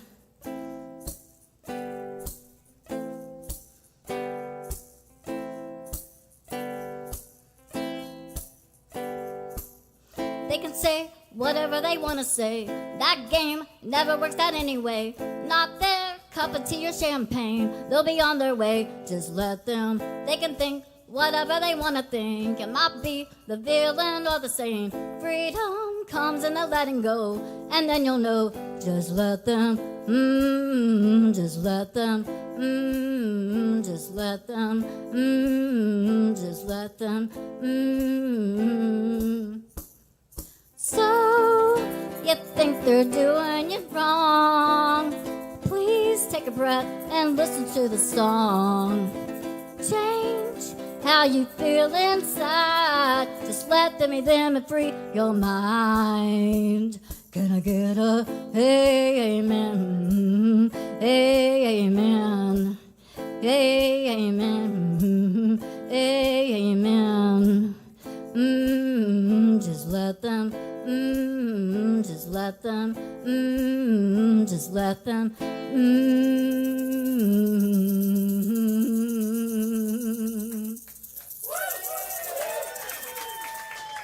You guys can find me on Heather Cape Art, Cape like Wonder Woman Art on Instagram, and I'm from Georgia.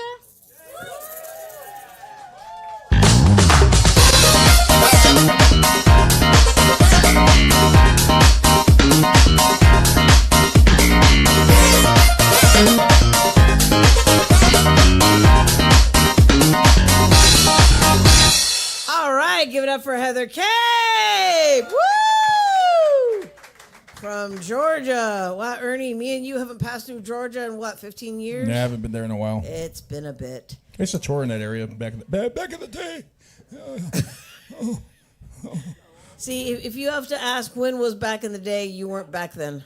Don't forget about the drink specials, Mixed 12s, $5.25. Coming up next to the stage, we have Cameron Riddle.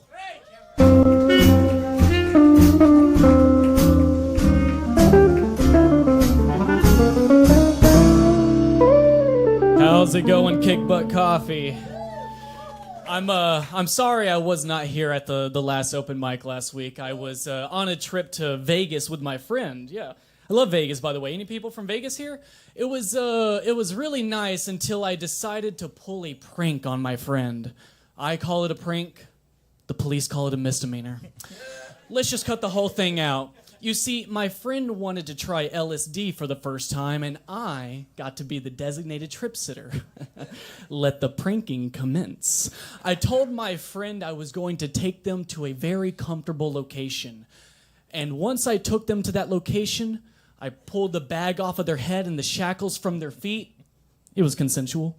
They would find themselves in the middle of the Las Vegas sphere, just having an immediate bad trip, you know. But, you know, I felt bad because I had to actually leave the prank a little soon. You know, it was past my bedtime and my mom had to come pick me up. But I had to kind of leave my friend just freaking out. But don't worry, I'm not crazy. I didn't leave him alone. There was 20,000 strangers there to keep him company. So I still haven't heard back from that friend. But I get it. When I go on big trips like to Vegas, I like to disconnect, kind of stay off the phone, you know, which forces me to miss a lot of the big news stories from the week, right? My friend likes to say I'm out of the loop. Out of the loop. In the year 2025, almost 2026, being out of the loop just means you have a fucking life, okay? Let's understand that, okay? If there is a loop, I don't want to be in it. Oh, there's a new Oscar-winning movie? I haven't seen it. That new crumble cookie? I haven't tried it. Don't even fucking tell me who the current president of the United States is. I already know I fucking hate them. Don't even tell me, okay?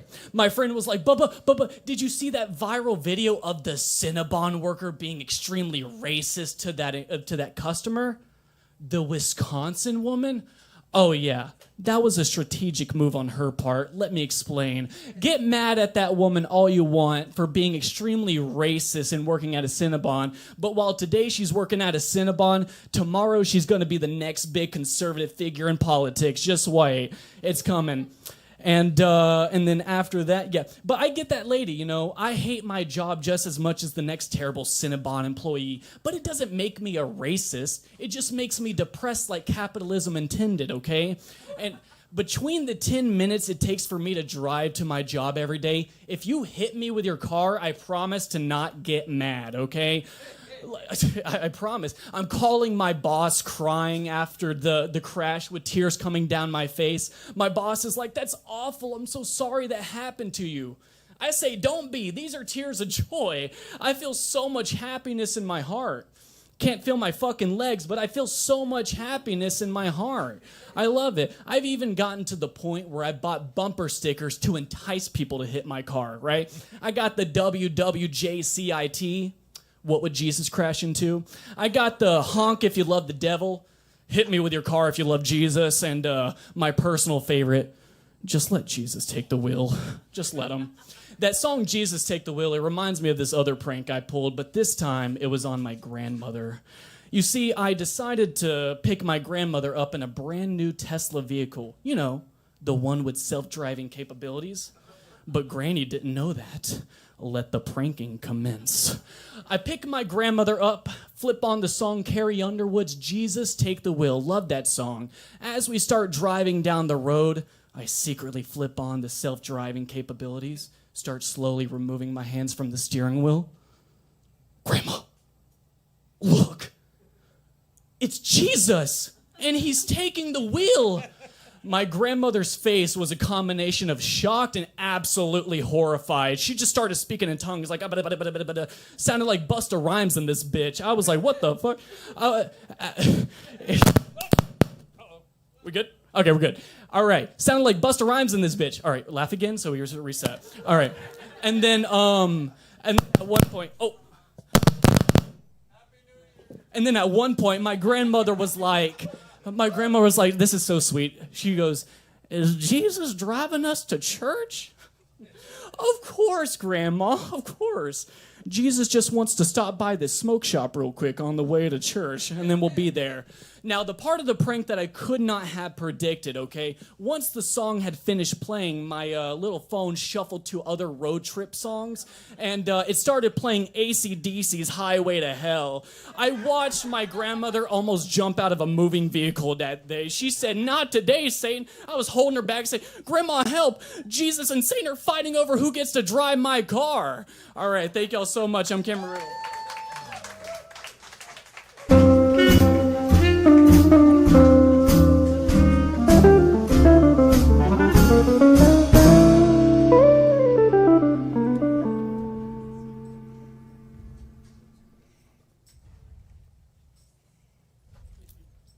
Let's hear for Cameron Riddle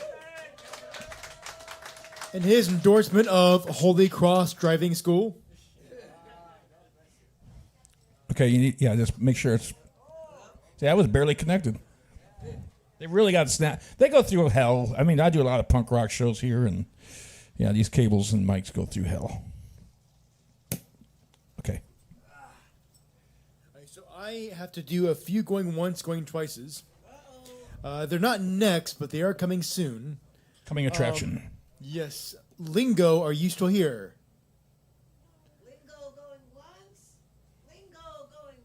Lingo Star? Brian, are you still here? Brian going once. Brian going twice. Okay. All right. Then coming up next, a person that hasn't been here in a very long time, but I'm glad that she's back. Let's hear it for Olivia Linkus.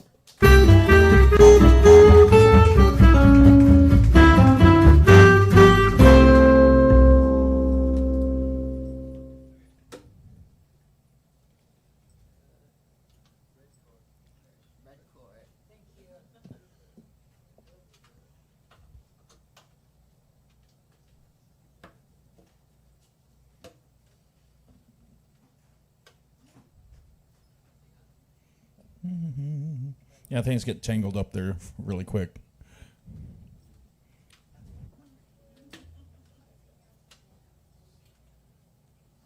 Strap really likes to fall off this guitar. All right. Yeah, it has been a minute. It's so lovely to see so many of y'all here. This is seriously such a special place. So thank you all for making it that. I'm gonna do an original song.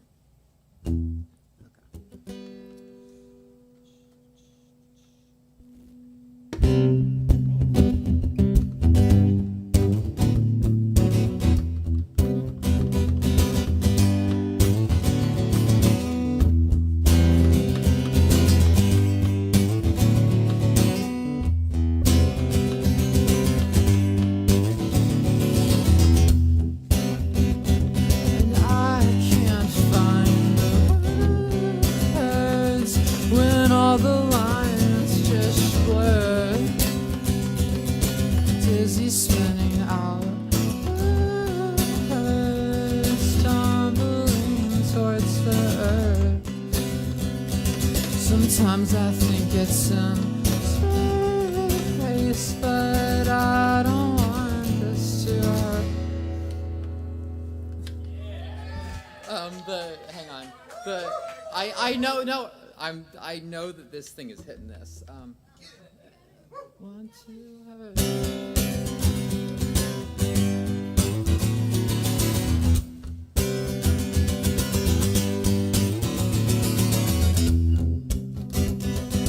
Then there is the time.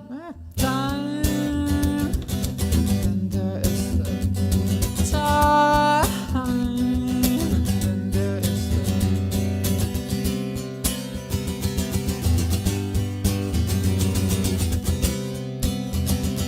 So we just watch the film screen as all the colors just bleed, and I wanna bleed from blue to green to blue to green.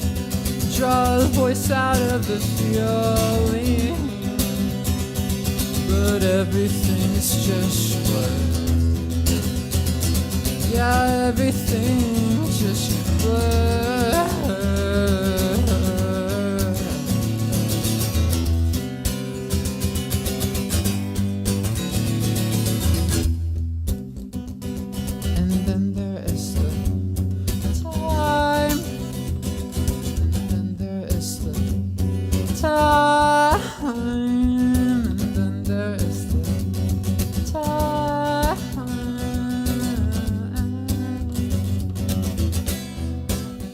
I guess it doesn't have to make sense.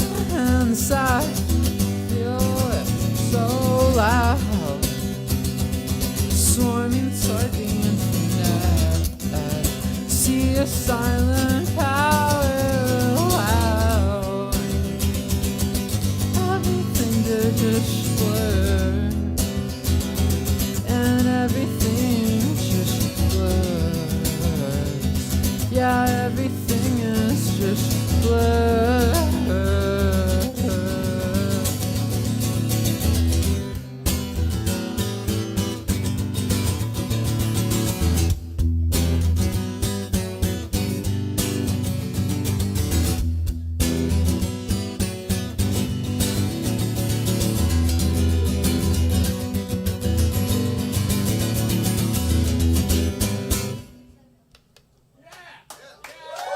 Thank you.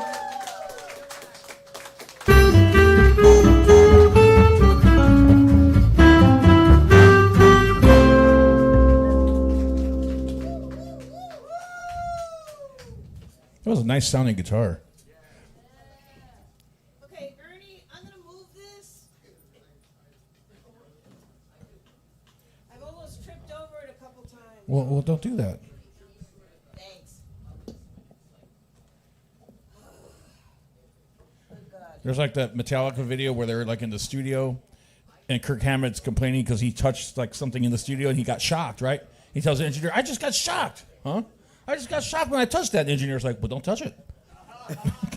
Done. That's kind of like, Doc, it hurts when I do this. Well, don't do that. Yeah, don't do that. All right, give it up for Olivia Linkus! Woo! Okay, you guys, isn't this an incredible end of the year night?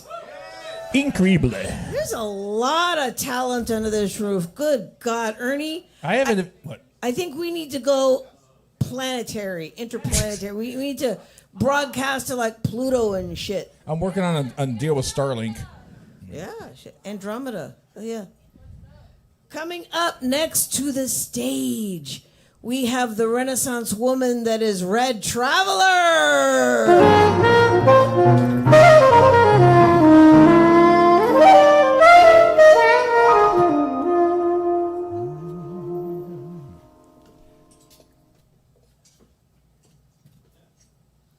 Hey everybody. How you doing? Good. Good to see you. Thank you. Oh my gosh, it's good to be here. I took a little bit of December off doing open mics, so this is the one and only open mic that I have done for December. So this feels really good. I'm glad it's here. And then I'll be back after the new year.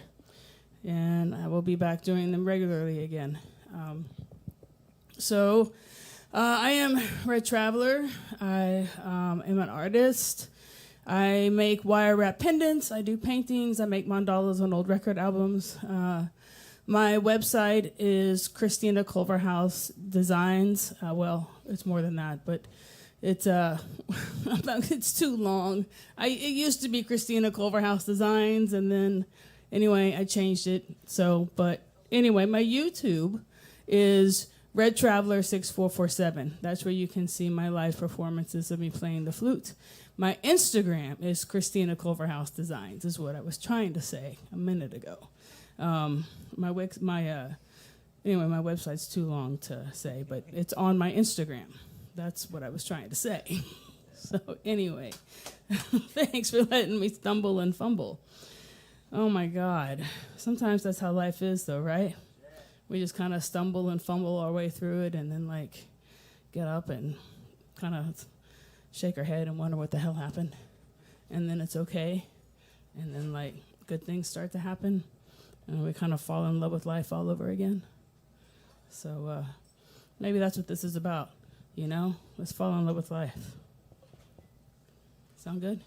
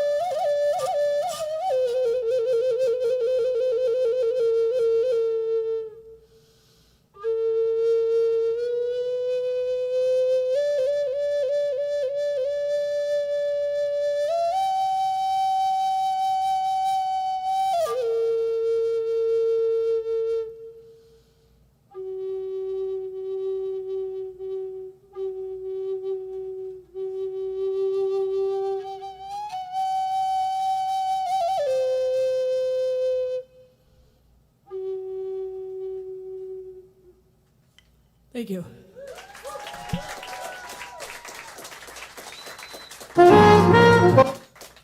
Sorry. Red Traveler 6447 and Christina Culverhouse Designs. Thank you. That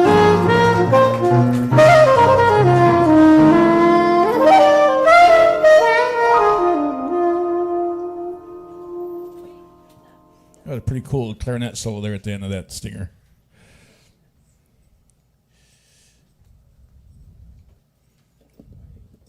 Let's hear it for Red Traveler. So calm and so serene. I like that. I tell you, every time she plays, I feel like that moose out in the wilderness getting a drink from a pond out in the mountains. Oh, yeah. That's it. In the silence of the wilderness. Right? Yep. Go Red Traveler. Oh. She's already up there. I'm already up here. I gotta get ready. I know. So up next we have a new voice. New voice. I'm an old voice, so I'm from Andromeda. I'm from the ancients. Nice. So new, old, reincarnated voice. Let's hear it for Katie Rain. Okay, this isn't mic'd, so I can just play this, or I'm gonna. Can one of our hosts assist her with the mic there, so the mic up her guitar?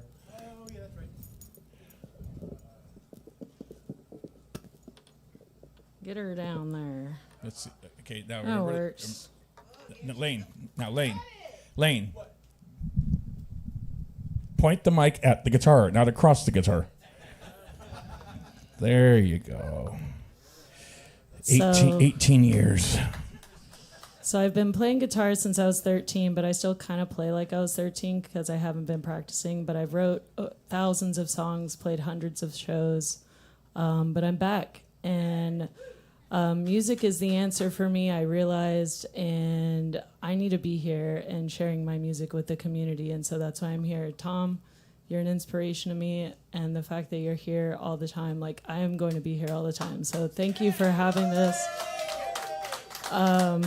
I wrote this song in 2021 after a very intense therapy thing. My first relationship was from 14 to 20, and I had never confronted it, never written a song about it, never talked about it. And this song came to me in my dreams. The first verse and chorus, and I woke up and wrote the rest of it.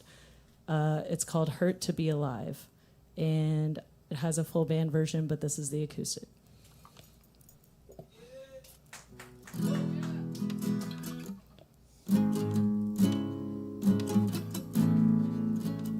I still dream about you, but now it's less upsetting. We're just hanging at your mom's old house instead of me undressing. And it's nice to make new memories, even if they're not quite real. It's like I'm in 2004, but you can't hurt me anymore. I wonder if you still have the shoebox full of notes. Wonder if sometimes you think about when you punched me in the throat. We were young and we were hurting. Can't believe it got so bad.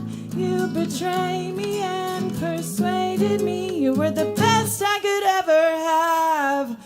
So I didn't leave for 6 long useless years.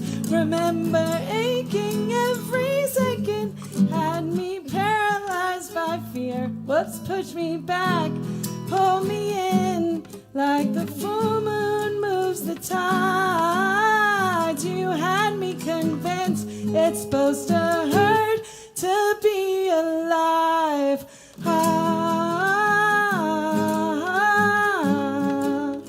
Hurt to be alive.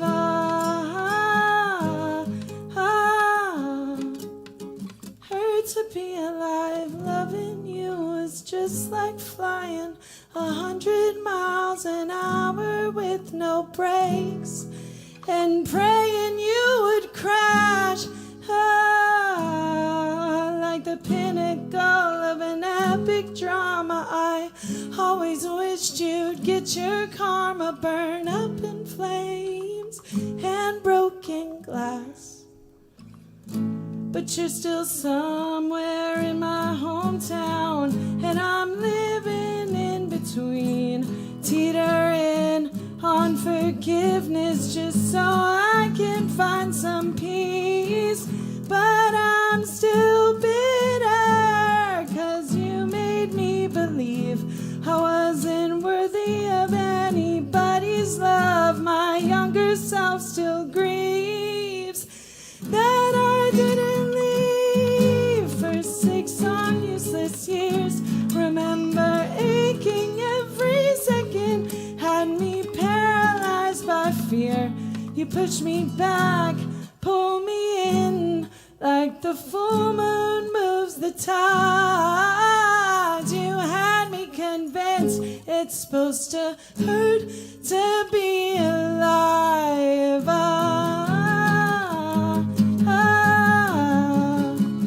Hurt to be alive.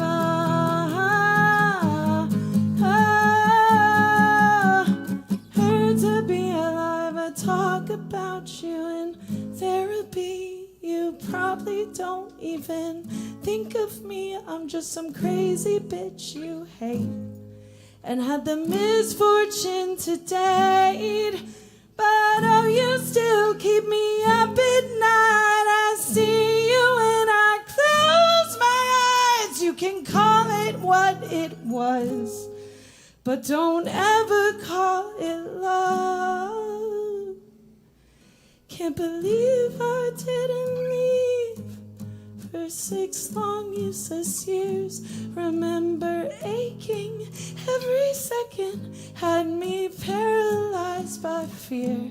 You pushed me back, pulled me in, like the full moon moves the tides. You had me convinced it's supposed to hurt to be alive. Oh, I didn't leave for 6 long shitty fucking years. Remember aching every second, had me paralyzed by fear.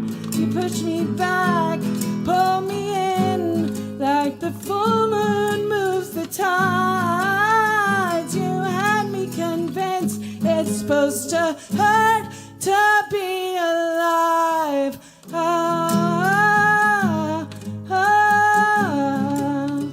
Hurt to be alive.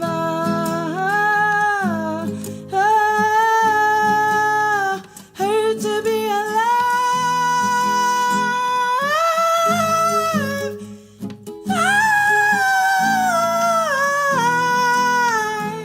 Yeah, it shouldn't hurt to be alive.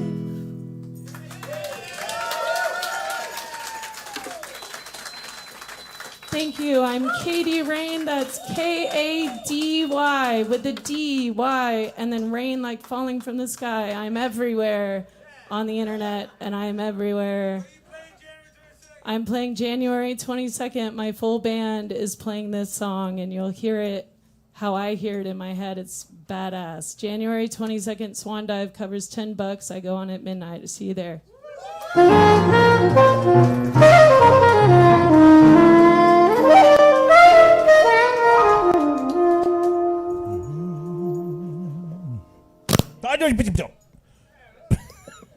Those mics are so sensitive.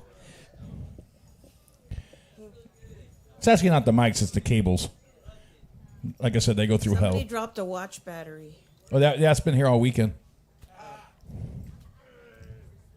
Ernie, say something. Something.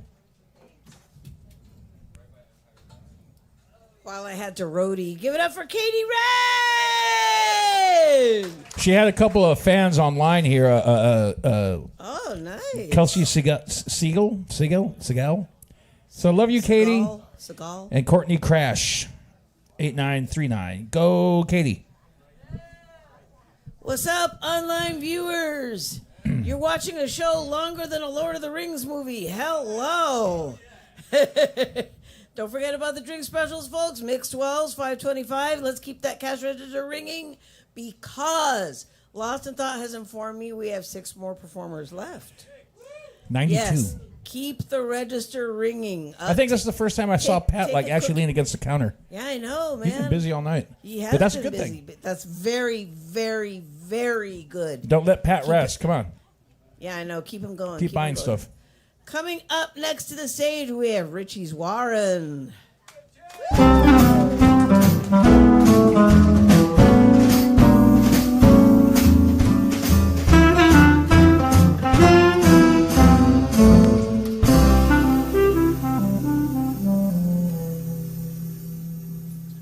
How's it going, everybody?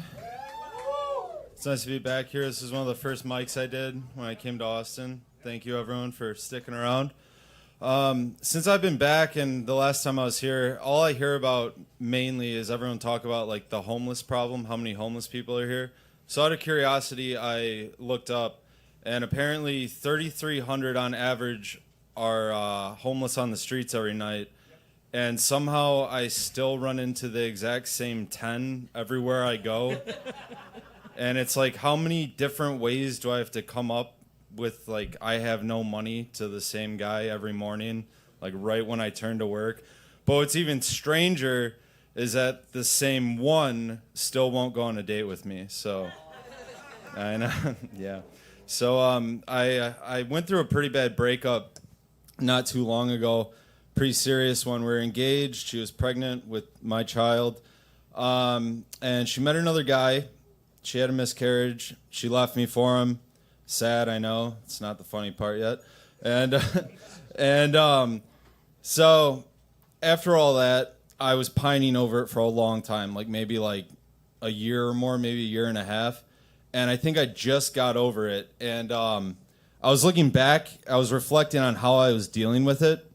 And it looked like out of like the last act of a desperate man when I was still drinking back then, I would post like a reel or like a video short. You know those ones of like guys having like meltdowns from movies? It's always like Jake Gyllenhaal like freaking out in the mirror, and it's like got a caption like men's feelings and mental health, you know, like it's all very serious stuff. But I'm like, after all the begging and pleading, all the money I sent her, I'm like, you know what'll really get her?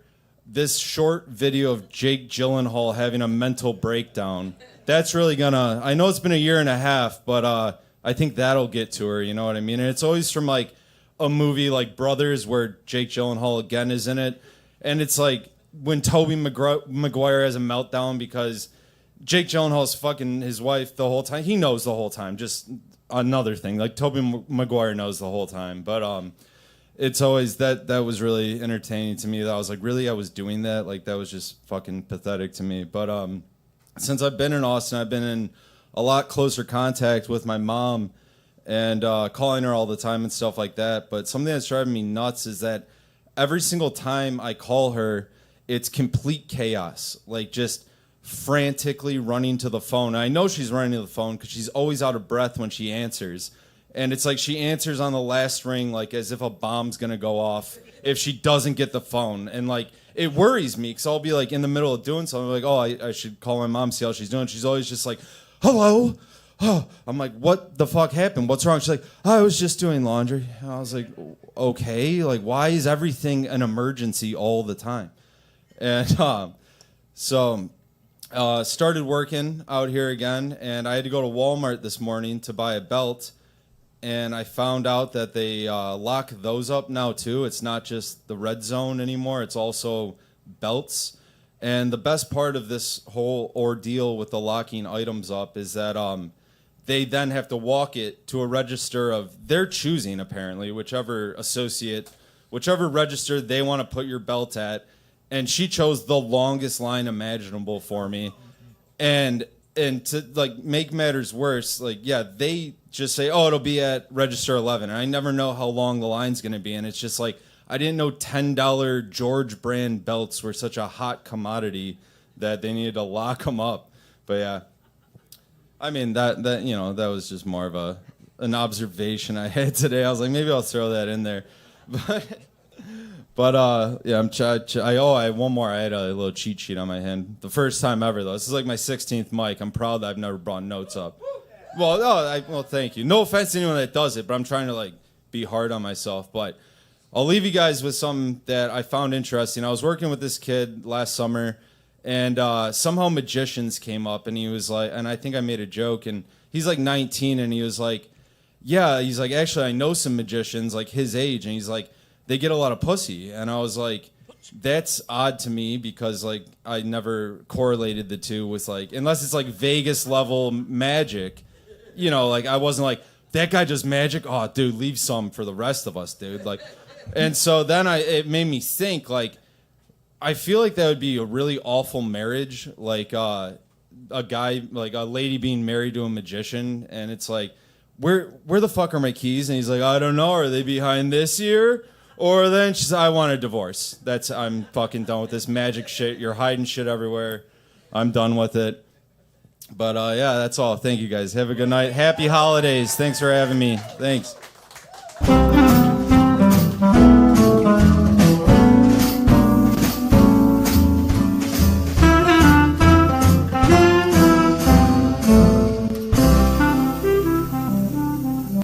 You know, I was going to say something and I forgot.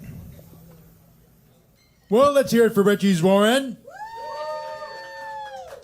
I mean, I even got the camera on myself, like in the picture-in-picture thing for those of you watching online, and I completely forgot what I was going to say. It was something that he just said. Don't change mics, because I already got a camera shot on you. He's fixing it, sort of. Okay. Well, no, right before you walked off, you said something. Okay, you're talking about your mom and the phone. How she's like, it's like an emergency. That, yeah, I don't know. I can't remember. I did see a creepy video, though, of like, it was some video of a magician, like, on how to pick up women, and he does this magic trick in front of this hot girl. It's like from the 80s or something. He's like, don't worry, I'm not a creep. And like, okay, whatever. Yeah. Yeah, whatever it was, but tune in next week. Well, actually, we're off next week. Tune in next year. On the 4th. The 4th. See how I did that? Thank you. Coming up next, I think she premiered during our last open mic, and now she's back. Wonderfully so. Let's hear it for Janet.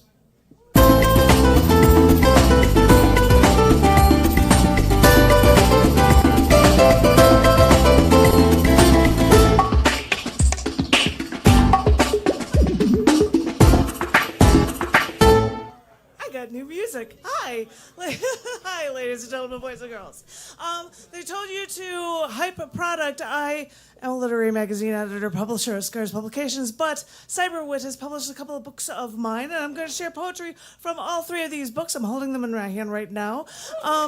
Well, they sell right now for $15 to $20 online. Anybody can grab this copy of any of these books off me for $10. It's a steal! So, you know, if anybody's interested in books, you can have a book. So I'm going to read one poem from each of these books for you. This first one I am going to read is from the Book Testament, and half of it is post-Roe v. Wade poetry, pro-women's rights stuff. And that's what you're going to hear in one of these poems, and it is titled, Unless It's About Suppressing Life. Before the overturning of Roe v. Wade, a number of the United States in America set trigger laws that would instantly restrict a woman's right to an abortion. Trigger laws. That sounds just a little Second Amendment-y, doesn't it? Or would that be Second Amendment-ish? You get the point, the right to bear arms. It is woven into our U.S. Constitution, originally under the premise to protect ourselves from a government gone wrong, and now revered for hunt or sport or protection. These trigger laws are about killing from the stroke of a pen instead of a weapon. Because no, these trigger laws are not about stopping the killing of something yet to live. It's about killing the rights of women, plain and simple. Now these trigger laws are proof that the Second Amendment is alive and well no matter which side of the political aisle that you claim to reside. Americans want that Second Amendment so much that they want to be ready to kill at the drop of a hat. then use trigger laws to remove rights from about half of their people, too.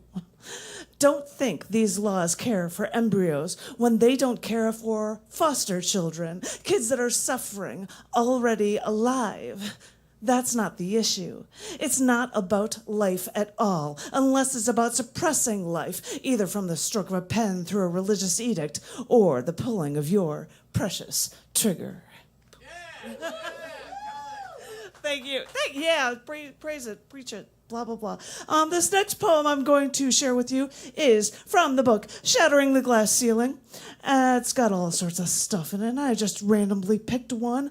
And, these have translations, and this has a translation in Farsi. But I'm not going to, there's nobody from Iran here that needs to hear it in that language, so I'm just going to read it in its original form. This, sorry, nobody from Iran is here, but if you want to, it's in here for you as well. This is titled The Men at the Construction Site. A woman told me that scientists did an experiment where a woman first walked past a construction site with her head down. No one bothered her. No one noticed her. Everyone at the site left her alone. Then, later in the day, she walked past again in the same outfit, with the same stride, but this time she walked with her head up, more confidently. And that's when she got the calls, the whistles from the men at the construction site. And you tell me it's not deliberate. And you tell me it's not an effort to keep women in their place. Shattering the damn glass ceiling, man. This last one, it is from the most recent book that they've published. And it's all about stuff around the planet and even stellar stuff, as you guys were talking about. This is called, what is it? The universe is in your hands. And because, it's Christmas time, which is why I'm wearing my Christmas earrings, and because New Year's coming and I got my disco ball, I thought I'd share something that relates to the concept of a new year for you guys. I hope you like it. And as I said, they're from around the world. This one is called Kiribati. The beginning of a history webpage article reads, in effect, if you tell me you were born in Kiribati on December 31st in 1994, then you are firstly a liar, and secondly, you do not exist. Because of the change of the time zones, the previously called Gilbert Islands, the Kiribati Islands, were divided up by the international dateline, and the western portion was 24 hours ahead of its eastern side. So, in effect, there were only 4 days in the week where businesses could even be conducted. The article explains that to correct this, the dateline was shunted to the east so that all the islands were on the same day. But due to this, the island had to skip the entire last day in December to pull this off. I've always been wondering what I should be doing on New Year's Eve. But what if, on one year, there was no New Year's Eve? What then? Thank you. Thank you very much. Thank you. Happy holidays to everybody, whatever anybody's. I got you some bubbles. Yay! Happy New Year's to every one of you, and I'll see you all next year. Thank you all again.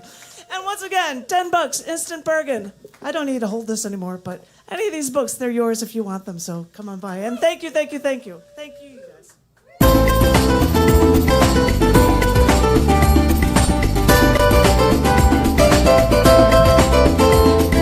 Boom chakalaka boom chakalaka boom chakalaka boom chakalaka boom chakalaka boom chakalaka pow. How now? Let's hear it for Janet. How now, brown cow? I have to do going once, going twice. Again? Yes. See, now I was going to say something else, and I already forgot. Well, I'm just going. And I don't even smoke weed. Maybe I should start. So, as I was saying, going once, going twice. She's not next, but she is coming up. Is Alyssa still here? Alyssa going once, Alyssa going twice. She's off tonight. No, not that Alyssa. Another Alyssa. I guess she's Not Alyssa, but Alyssa. Yep. Apparently she's not here. Neither of them. They're both not here. Maybe they're hanging out. Like the voices in my head. All right. So, coming up next, let's hear it for the cool, the wonderful, the brilliant Dagny Gorham. I just played that one. There we go.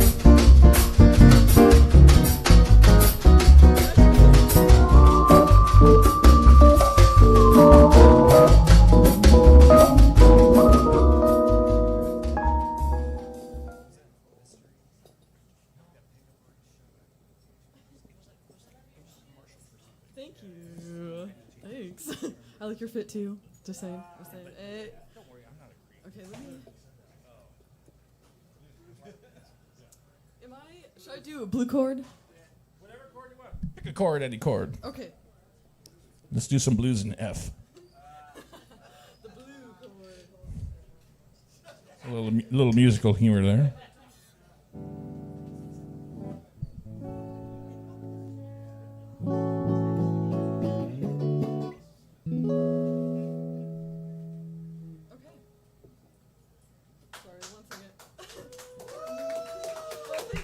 That's it. That was our act. Good night. Yeah, that's my song.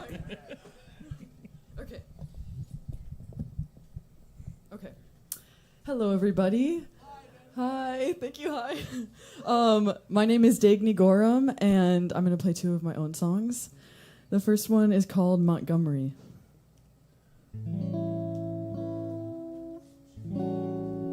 And this is going to be kind of an a cappella version of this. You're a Libra with not a Leo ascendant,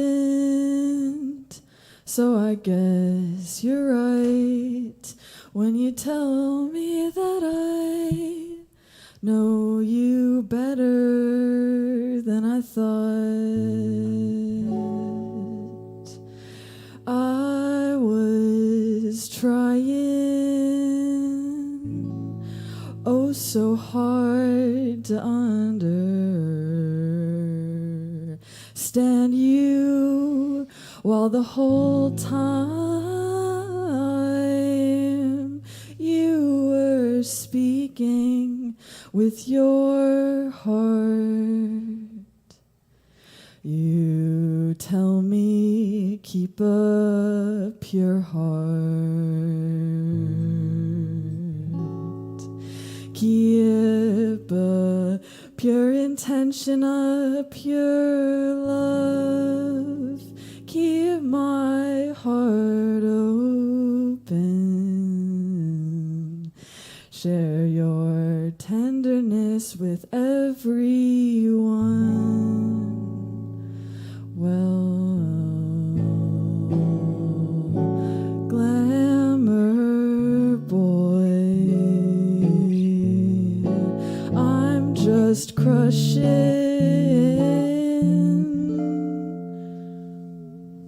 on this plain old wonderful side.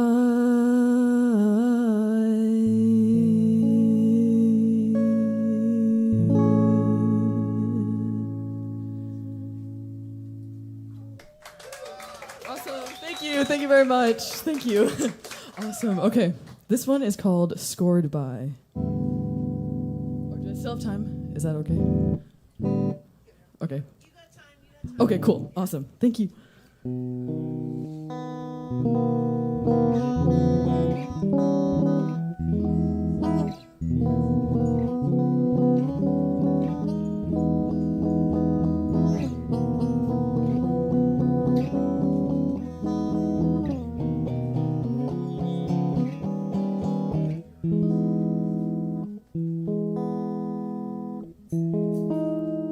This scene is scored by you again.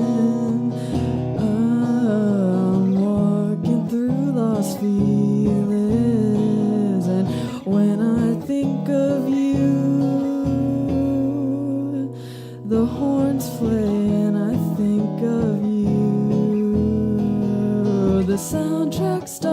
songs glint and yearn. My face flushes red, and I turn with joy across it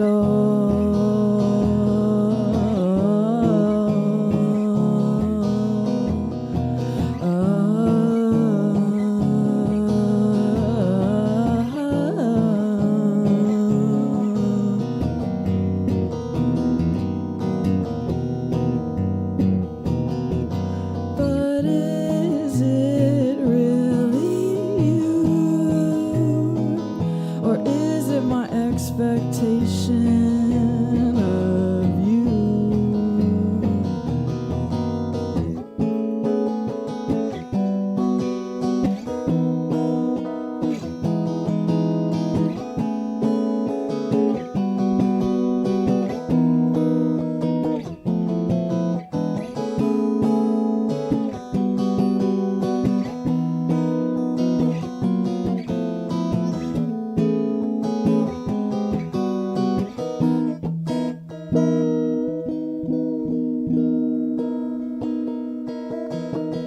In this Los Angeles golden movie daylight, I know just how to hit the camera right to get my good side, to angle up into the light and pretend and not worry anymore.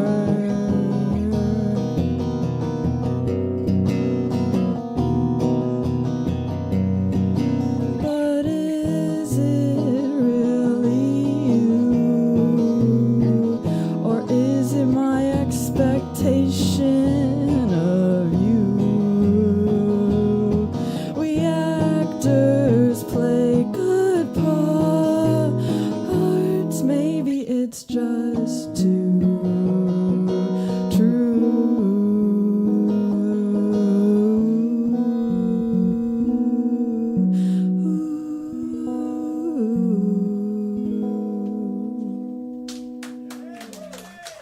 Awesome. Thank you so much. Thank you. Thank you.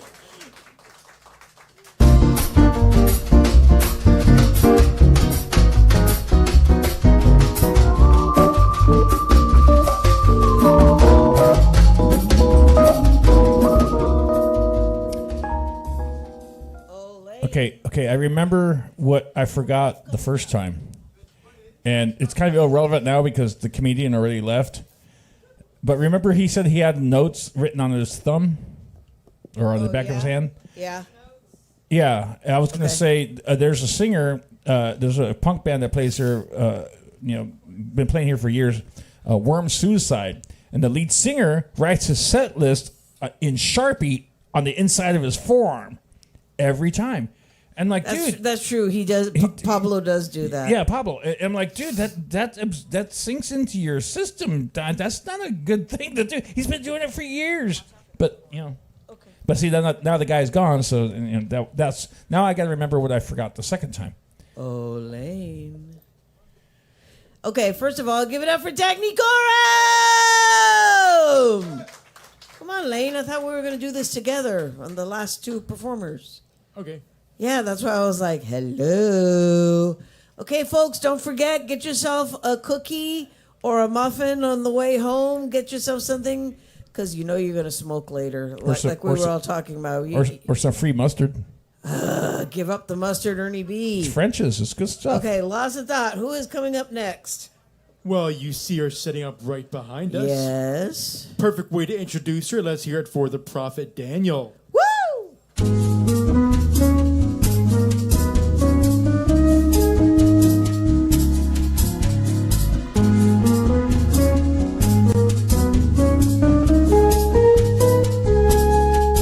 Adjusting the mic. Microphone. Check. I'm not getting any piano. There we go.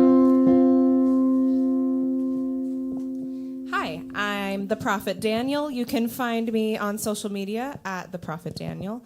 And the song I'm going to sing is an original. I hope you like it. It's called Make Me a Cup of Coffee, Please. Well, you come to the right place.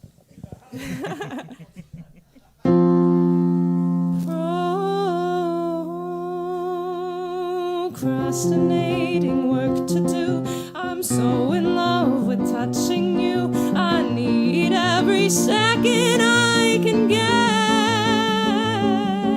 There's more and more on my to-do, but sitting on this bench with you is my redemptive second chance. And here with you, I'm at home. So make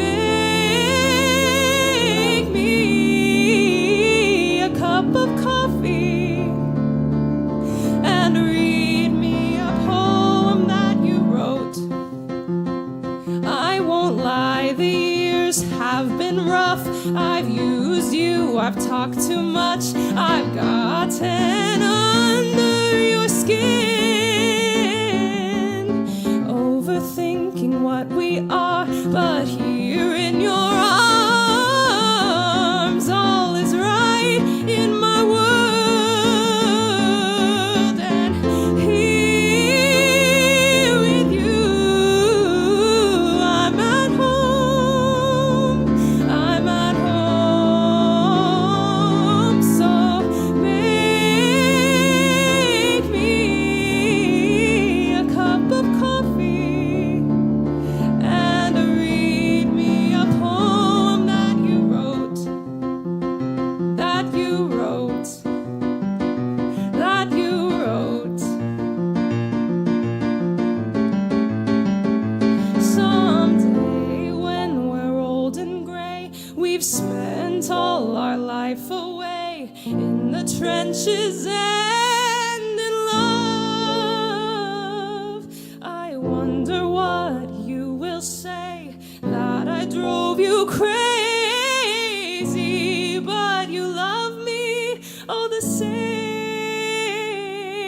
And here with you, I'm at home. I'm at home. So make me a cup of coffee and read me a poem that you wrote. That you wrote. That you wrote. That you wrote. That you wrote. That you wrote for me.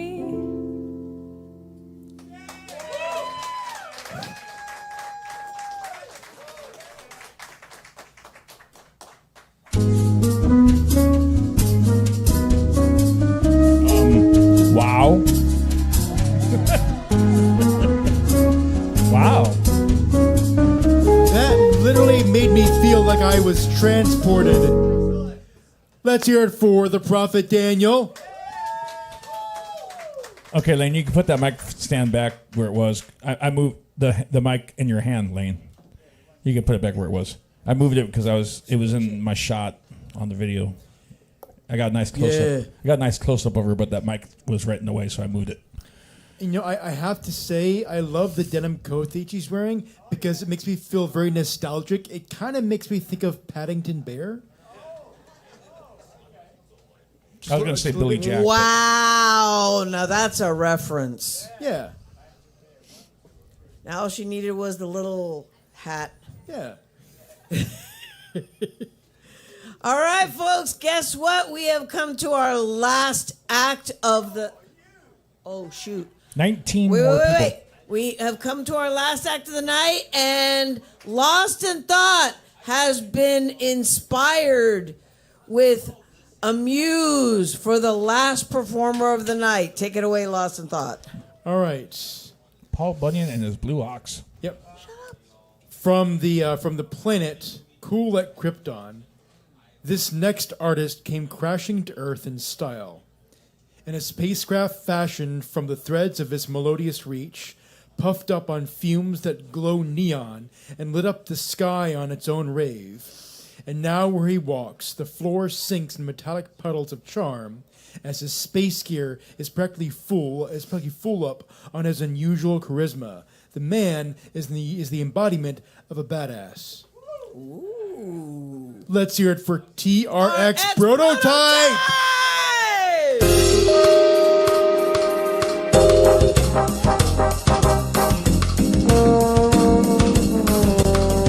That's me on the trombone.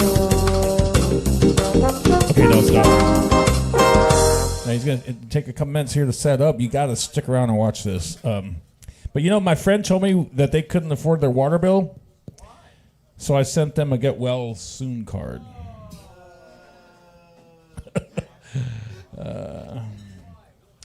Why don't you want to get caught by a gang of mimes? Because they would do unspeakable things to you. Jesus Christ. They get worse. My partner told me I had to stop acting like a flamingo, so I had to put my foot down.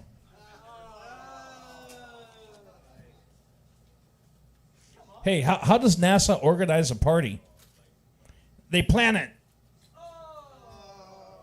Huh? I don't want to get stabbed in the parking lot later. So what if you don't know what Armageddon means? It's not the end of the world.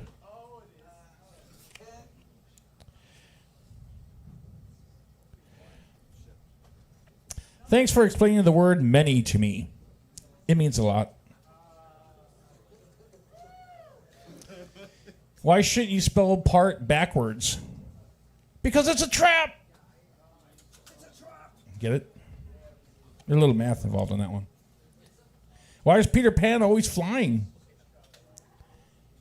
Because he never lands. Thank you. Yeah, somebody's brain is working there. Why do seagulls fly over the sea? Because if they flew over the bay, they'd be bagels. Yeah. I gotta remind everyone, this was a free show. Why are ghosts such bad liars? Because you can see right through them. What's the difference between a guitar and a fish? You can't tune a fish. That's an old one. Yep. Put myself on screen here. Why was the coach yelling at a vending machine? He wanted his quarterback. What is the best Christmas present you could receive? A broken drum. You can't beat it. The guy that's sitting in front of me died. Literally. He was like last breath. I found out that I'm terrified of elevators, so I'm taking steps to avoid them. Why do Swedish warships have barcodes on them? So when they dock, you can't Scandinavian.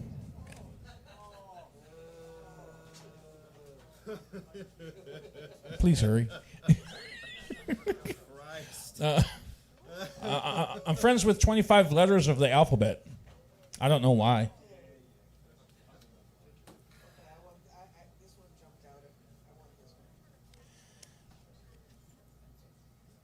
Oh, my partner asked me to stop singing Wonderwall to them.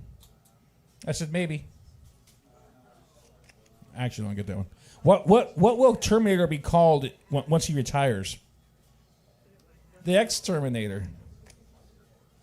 The Exterminator. You got line going? Oh, hold on. Where's the guitar cable? Assistance. There's a red cord down there. Hosts. He needs some assistance up there. 18 years. We've been doing this. I tell dad jokes, but I have no kids. What a faux pas. Faux pas. Faux pas. Faux pas. quick. Sound check.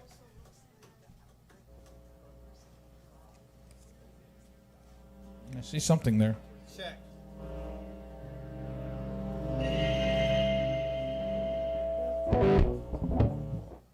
Ah. Apparently, 5 out of 4 people are bad at fractions. Get it? Can you dig it? So everything's just coming out of that one line? What? So everything's coming out of that one line? Correct. Okay. How's that sound, guitar? That sounds good. Sounds like a guitar to me. How many guitar players does it take to attend an open mic? How'd that sound? Good? You can probably bring the tracks up a little bit. That's good. Yeah. Baby. Wow. Ooh. All right. Hello, kick butt. Andrew is no more, for he has now become the prototype.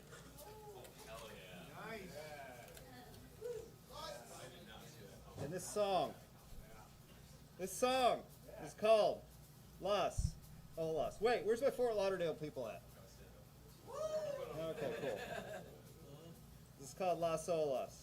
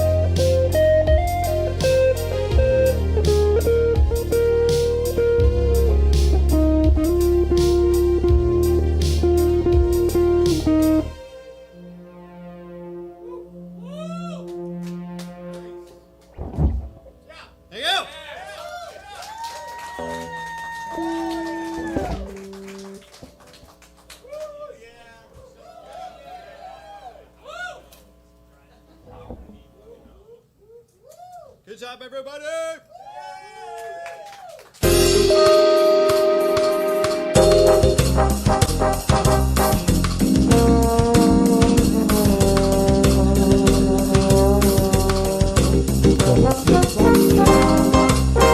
That was me on the trombone. No, it wasn't.